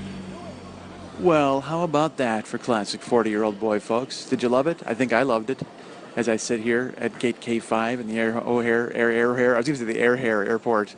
Airhare was actually my favorite cartoon as a child, Airhare. It was just a bunch of airplanes with mod hairstyles, and they flew around, and their chief rival was Air Bananas. I think that's where I got Air Bananas from. So there you go. There was a classic 40-year-old boy episode from, I think, year 4, perhaps. I'm not sure. And I couldn't remember if I'd used that show before or not.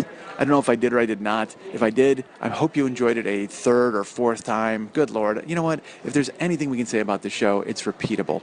And it holds up, right? It holds up. Lies. People are actually sitting around me now, so this is going to be a little more awkward and strange. You guys can get me. No. Are we doing that yet? Yeah, we are. You guys can get me at Mike at MikeSchmidtComedy.com. You guys can be my friend at Facebook.com/The40-Year-Old-Boy. You can follow me at Twitter.com/The40-Year-Old-Boy. Our friend David Hernandez does all of the artwork and all of the music for this show. You can be his friend at Facebook.com/DavidMexHernandez. But if you'd like to hire him to do some cool stuff for you, I'm actually, you know what, I could go get him right now here in Chicago. I could go right to his house and tell him you want to talk to him. But instead, why don't we do it this way? You guys can go to artbydmh.com, ARTBYDMH.com, and hire him to do all of your artwork and all of your music. Well, not all of it. Then you'll rival me. I don't want you to rival me. I want David to make some money, certainly, but I can't have you. I can't have a rival. I can't have him create a rival. I don't need an arch enemy that's funded and aided and abetted by my fucking compadre, my consigliere. So hire him to do some artwork, no music, or whatever you want. I don't give a fuck. If you got money, call David. Go to artbydmh.com, ARTBYDMH.com, and he will take care of all of your needs. Our friend Lily Von Stupp produces this show, and you can get her at several different Twitter accounts. You can follow her at twitter.com/MNTs, twitter.com/HollywoodBQFest, or twitter.com/Lily Von Stupp. And you can actually find her on Facebook, finally, again. She was banned from Facebook for like 4 days because they didn't think it was her real name, and it was her real name. And she proved it fucking like months ago because she advertises with them. Fuck them. It's depressing, and I don't understand why it happened. But hopefully it didn't kick her show in the ass on Monday night. Again, neither of us, we don't like Mondays, folks. But you can find Lily at facebook.com/Lily Von Stupp and be her friend. But if you'd like to write her a personal note and ask her what she thinks the next time Facebook,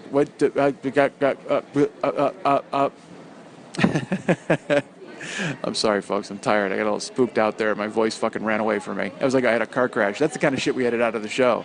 And it's fitting that it happened when I was telling you about Lily, because now you see exactly why I need fucking Lily to hop in here and take care of this nonsense.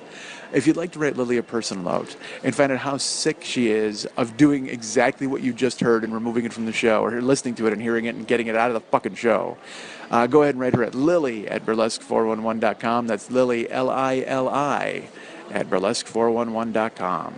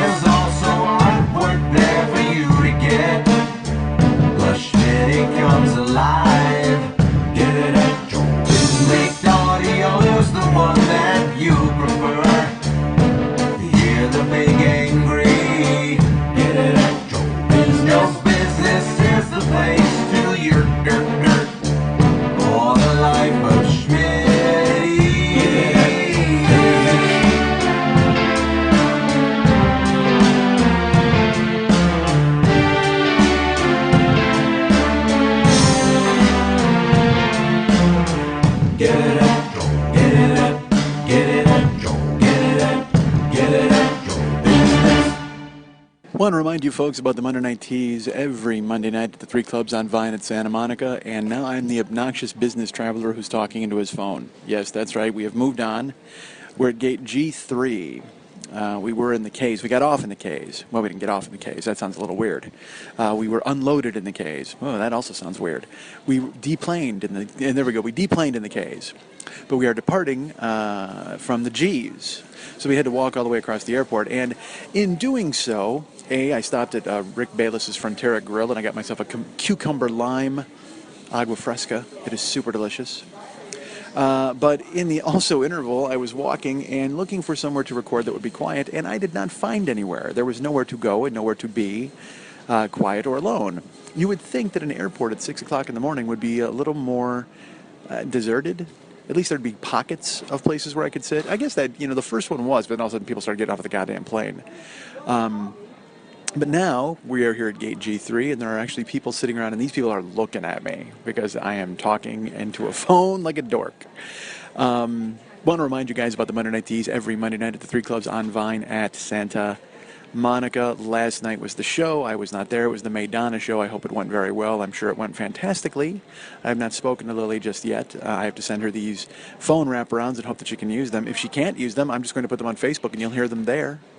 But hopefully she'll be able to attach them to the show, and everything will be fine with the world.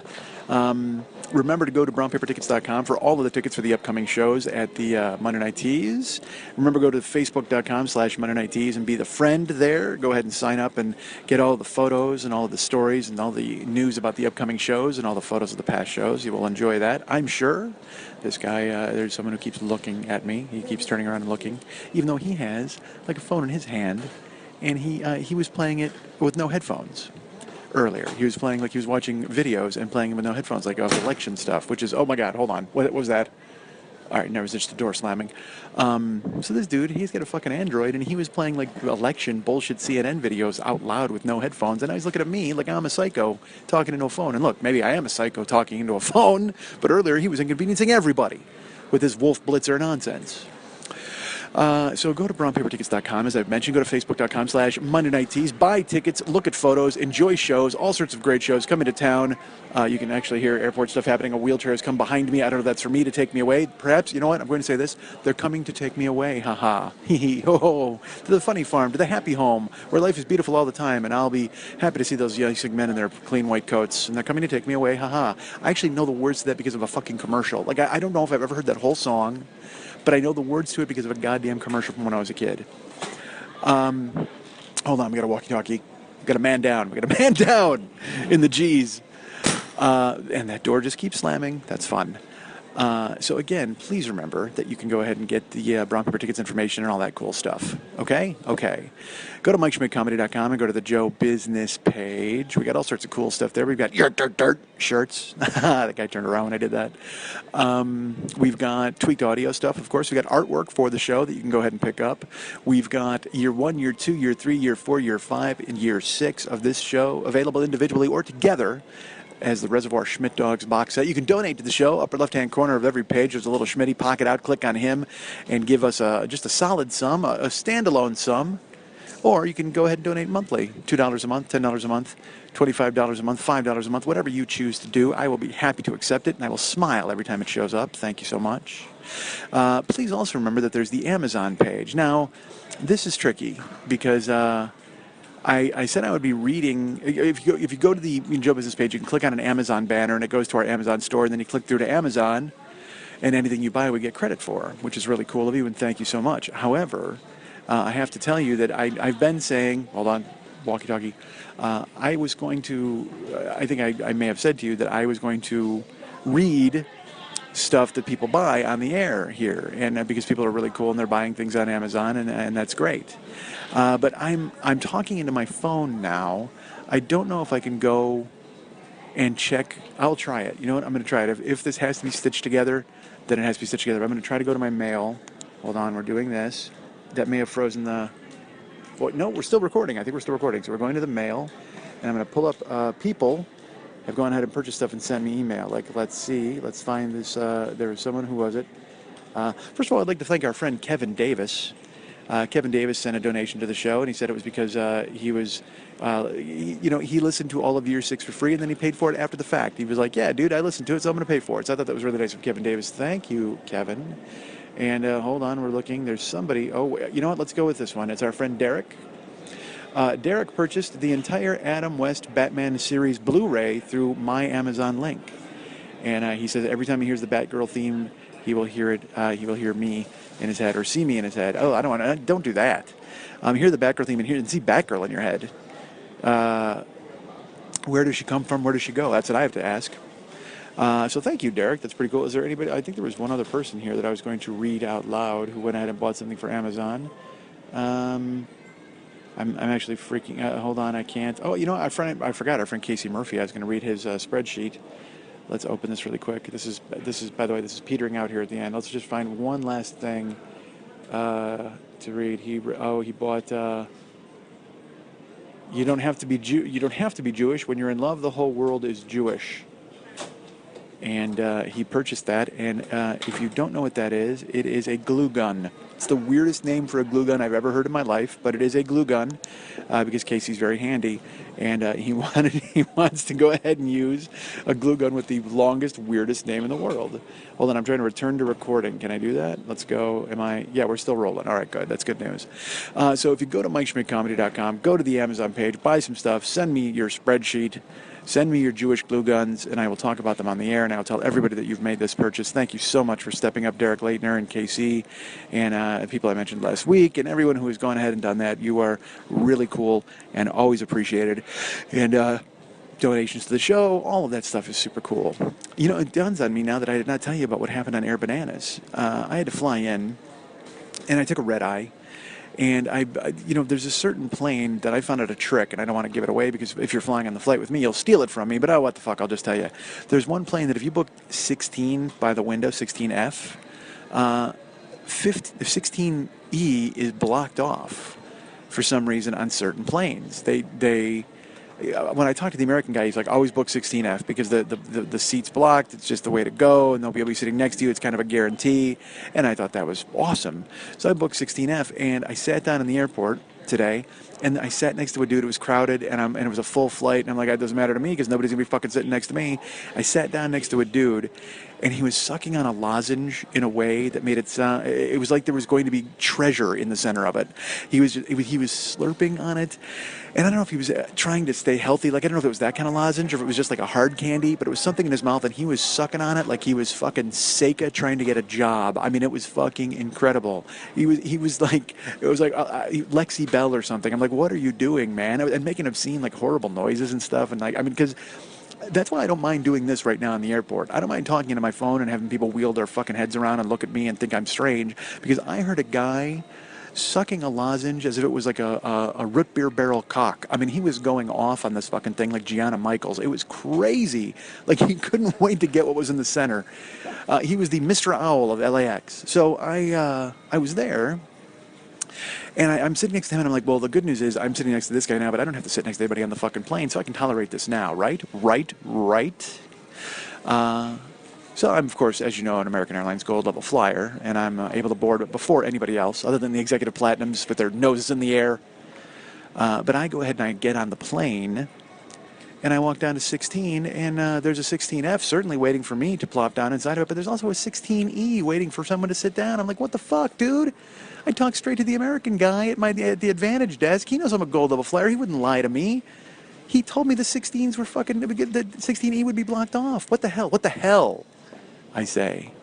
So I sat down and just sat there and hoped that nobody would sit next to me. And of course, that was a bullshit hope, because the guy who sat next to me was I don't want to cast aspersions, but he may have driven his cab right up to the plane. I mean, it was just that kind of dude who smelled like it was like he goes, oh man, I forgot I'm catching a plane in an hour. I need to eat an entire salami covered in garlic. That's what I need to do, because he just reeked, man. And he was wearing jeans that had like a Farsi language tag on them. I mean, that'll tell you everything you need to know about this dude. He just smelled like a pot of boiled everything, and he had acid wash jeans with a tag that was in Farsi. And he came in and he sat next to me, and then even worse was, like, I just want to sleep at a fucking red eye, right? Well, so he put the armrest down, of course, because he was really skinny and he needed to, and I don't understand the armrest thing, man. It's like, if you put that down, don't you realize I'm going to want to use the armrest too? And maybe I'm wrong. Maybe I'm inconveniencing people, and again, I'm fat. But he put it down, and so I let him have it for most of the flight. And then I did kind of try to finagle it once. And the reason I finagled it was because he was up and running around the plane like Wile E. fucking Coyote being chased. I mean, it was just crazy. Even sitting next to me, like, I tried to close the shade, and he was like, and he didn't even say, can I please have the shade open? He goes, no. And because I don't know if he spoke English very well, and I'm just like, huh? And he goes, no. And he motioned that he wanted the shade up. So I left the shade up. It's pitch fucking black. I mean, there's nothing you can see. It's night, for fuck's sake. And then it started to worry me. Like, I'm like, is he meeting people up here? Is there a man on the wing of this plane? I don't know what's happening. All I know is I just wanted to sleep, but he's constantly looking out the shade and kind of like darting his head. It was like sitting next to a fucking salamander. It was like, dude, what is wrong with you? His head is moving on a swivel. He kept getting up and walking the plane and then sitting down. He was making people nervous, quite frankly. And I slept. You know me, I could sleep through a fucking bomb blast. I don't care. Hey, that's smart to say that in an airport. So then finally, we start to land, and there's turbulence. And I mean bad turbulence. I've been in horrible turbulence when the masks fell, you know, but this wasn't that bad, but it was really shaky, and it was really, the whole fucking plane was kind of jerking around, and I don't give a fuck. I kind of ride it out. I almost think it's fun. I know that sounds stupid, but it's all part of it. You know what I mean? It's like, it's the roller coaster, for fuck's sake. I get a front of the line pass to ride this, and I'm fucking 80 miles in the sky. If you can't have turbulence 80 miles in the sky, where are you going to have turbulence? Fuck, I don't want to be on a highway in a shaky car, but if I'm in a plane, it better fucking shake. That's what I'm doing up here. So we're coming in, and as the plane is having turbulence, I hear like a kind of a thing. So I got my eyes closed, and I open my eyes and I look, and there was a woman. When I got on the plane, there was a businesswoman, and she was very nice. And I said, "Can I help you with your luggage?" And she was like, "You're so sweet to ask. Bless you. Yes, thank you." And so, and her bag was super heavy. It was an awesome, one of those hard shell bags. So I put it up in the carry-on. She goes, yeah. She goes, I'm just groggy and I haven't eaten. It's a red eye. I'm really out of it. And I said, oh, it's okay. Well, I'm happy to do it. So she was in 14 or 15. No, I was in 16. So she was in 13 or 14. She's a few ahead of me. So as we're flying, I didn't take any notice because I'm sleeping and I'm dealing with fucking the cocktail bird next to me. You ever see those birds like dunk into a drink? That's what this dude was like. He was totally thin neck and just dunking forward his beak into the goddamn water, looking out the fucking window. So I'm, oh my God, a plane is unloading right behind me at G5. G5. You know what? Could have had a G6. Like a G6. Oh, like a G6. That's what I meant. I thought, I actually confused a luxury plane with a fucking vegetable juice. Jesus Christ, it's early. So as we're coming in for a landing, you know, the turbulence is really bad and we're shaking all over the place. And finally, out of the blue, I hear like, oh, and I open my eyes. And this woman, the businesswoman who is like out of it already and stuff, she not only passes out in her seat, but she starts to vomit on herself while she's passed out. I don't know if she vomited first and passed out, or passed out and vomited. All I know is she's fucking basically unconscious and vomiting.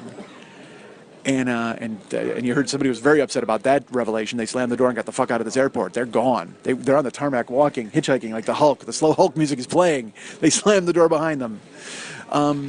But this woman vomited on herself, and that's why everybody's like, oh, and as we're coming in for this landing, and I look, and then still people are trying to help her, but the waitresses are flying over there. The fucking sky waitress comes over, and she's like kind of wiping her face, but she's out of it, man. She's gone. She's unconscious, and we're coming in for a landing, and we fucking, dude, I'm gonna say top 10 worst landings I've ever been in. I've been on a lot of planes, but it felt like we bounced off the fucking thing. We just boom, boom, boom. We didn't. There was no smooth. The wheels were not down. We were like bang, bang, bang, and it was to the point where people gasped because I mean the people in the middle of the plane are dealing with this fucking unconscious woman vomiting on herself like a zombie. It looked terrible. It was just like she just fucking Linda Blaring all over herself, and everybody's panicking because they don't want to get it on them. And but in the back of the plane, they're freaking out because of the bouncing. The landing was so bad. So they finally get the plane to kind of slow down and taxi, and they start the announcements. I got my earbuds on, so I'm not really listening. But the guy's like, calm down, everybody, and please, if you're below row 14, please stay back. We're trying to get assistance. And we had to sit on the fucking plane while they brought in the Chicago paramedics to help this woman, and she's lying on the floor, and like 4 people are helping her.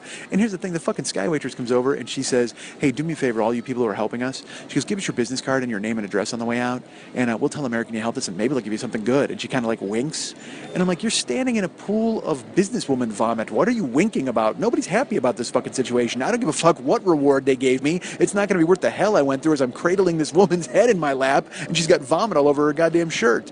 But I was 2 rows back. I didn't have to deal with it. I got my fucking earbuds on, and I'm not even listening. I'm listening to Meatloaf. You took the words right out of my mouth, and I'm like, no, it looks like they took the breakfast right out of her fucking mouth because it's all over her goddamn business suit. But Winky McFucking Sky Waitress comes over. She's like, yeah, man, maybe we'll get you something good. Maybe the airline will help you out. No, I got news for you. They fucking won't. American, hey, look, I'm a gold level flyer, but I have some beefs with them, and I'll tell you about those in the coming weeks, folks, when my fucking laptop works again. or Lily's laptop, or somebody's laptop. Who's got a laptop? Hey, whose house am I coming to record next time? That's what, you know what, that's what year 8's going to be. I'm just going to record at listeners' houses. I'm going to show up every fucking week at somebody different, and I'm just going to record the fucking show. Damn, hold on, that guy's back. He's so angry. The slow halt music played him back into the airport. He had to come back and fucking slam the door again. That's how mad he is. So yeah, man, she's like, yeah, maybe the airline will do something nice for you. Nope, they won't. I guarantee they fucking won't. Trust me, they will not absolutely help you, because American Airlines, I've sent them 4 emails now trying to fucking get something fixed.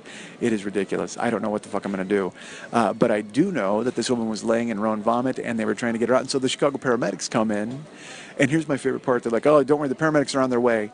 The fucking plane opens, and these fucking 3 beef sandwiches with windbreakers on just fucking walk in, and I'm like, who are these idiots? I mean, it just looked like they went and got some fucking stevedores, some longshoremen to come in with a fake stretcher to come in, and just anything to get the vomit woman off the goddamn plane. It was just these 3 jowly fucking gray-haired dudes, and they're like, hey, how you doing there? Hey, hold on, hey, hold on, honey. Don't stand up too quick. We're gonna put you in this here stretcher. And I'm like, oh my Christ, it was awesome. It was like the super fans came in to rescue this woman. Literally, it was like one of them had a heart attack. He's punched himself in the fucking chest. The ghost of Chris Farley came in and dropped a rosary on this woman. Oh my God. It was so Chicago. So absolute Chicago. They came walking in, and then just the 3 dudes, they barely fit in the aisle. They carried the stretcher and had to help the woman out. And I'm surprised one of them just didn't have a hot dog, and the other one was like a deep dish pizza. It was just, and the mustaches. Oh my Christ. It was just all the things you could hate about Chicago. And these are the paramedics. These are the healthy dudes. These are the dudes who are there to help somebody. They were a fucking mess. And I thought that was the most Chicago thing I was going to see today, but instead I get into O'Hare Airport, and they have like a Chicago Cubs bar here near G3. And on the fucking thing, it said, Ditka or God? Trick question, Ditka is God. That was on on an LED sign. Ditka is God. Are you kidding me? This town cannot shake it. They will not let go of Ditka. They will not let go. I mean, we've got Coach Nerd already blowing things to the Bears, and don't get me started on that. Jesus Christ. I was going to start a separate podcast just to bitch about the fucking Bears, because I can't understand why. Never mind. I can't do it. I can't. I mean, I could. I'll be a Coach Nerd, and look,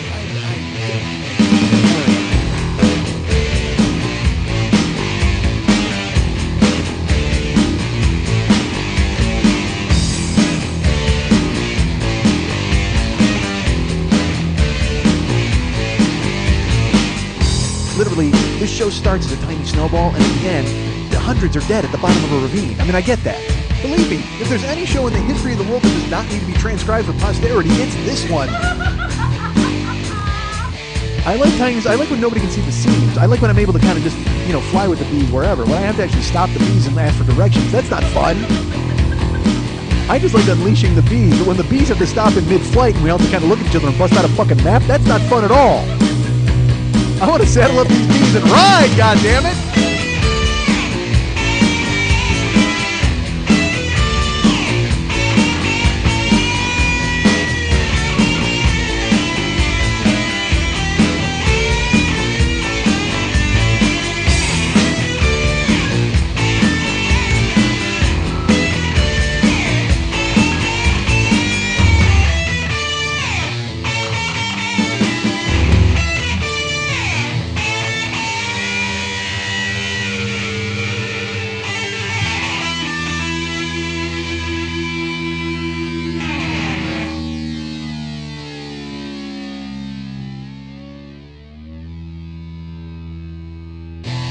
I'm done.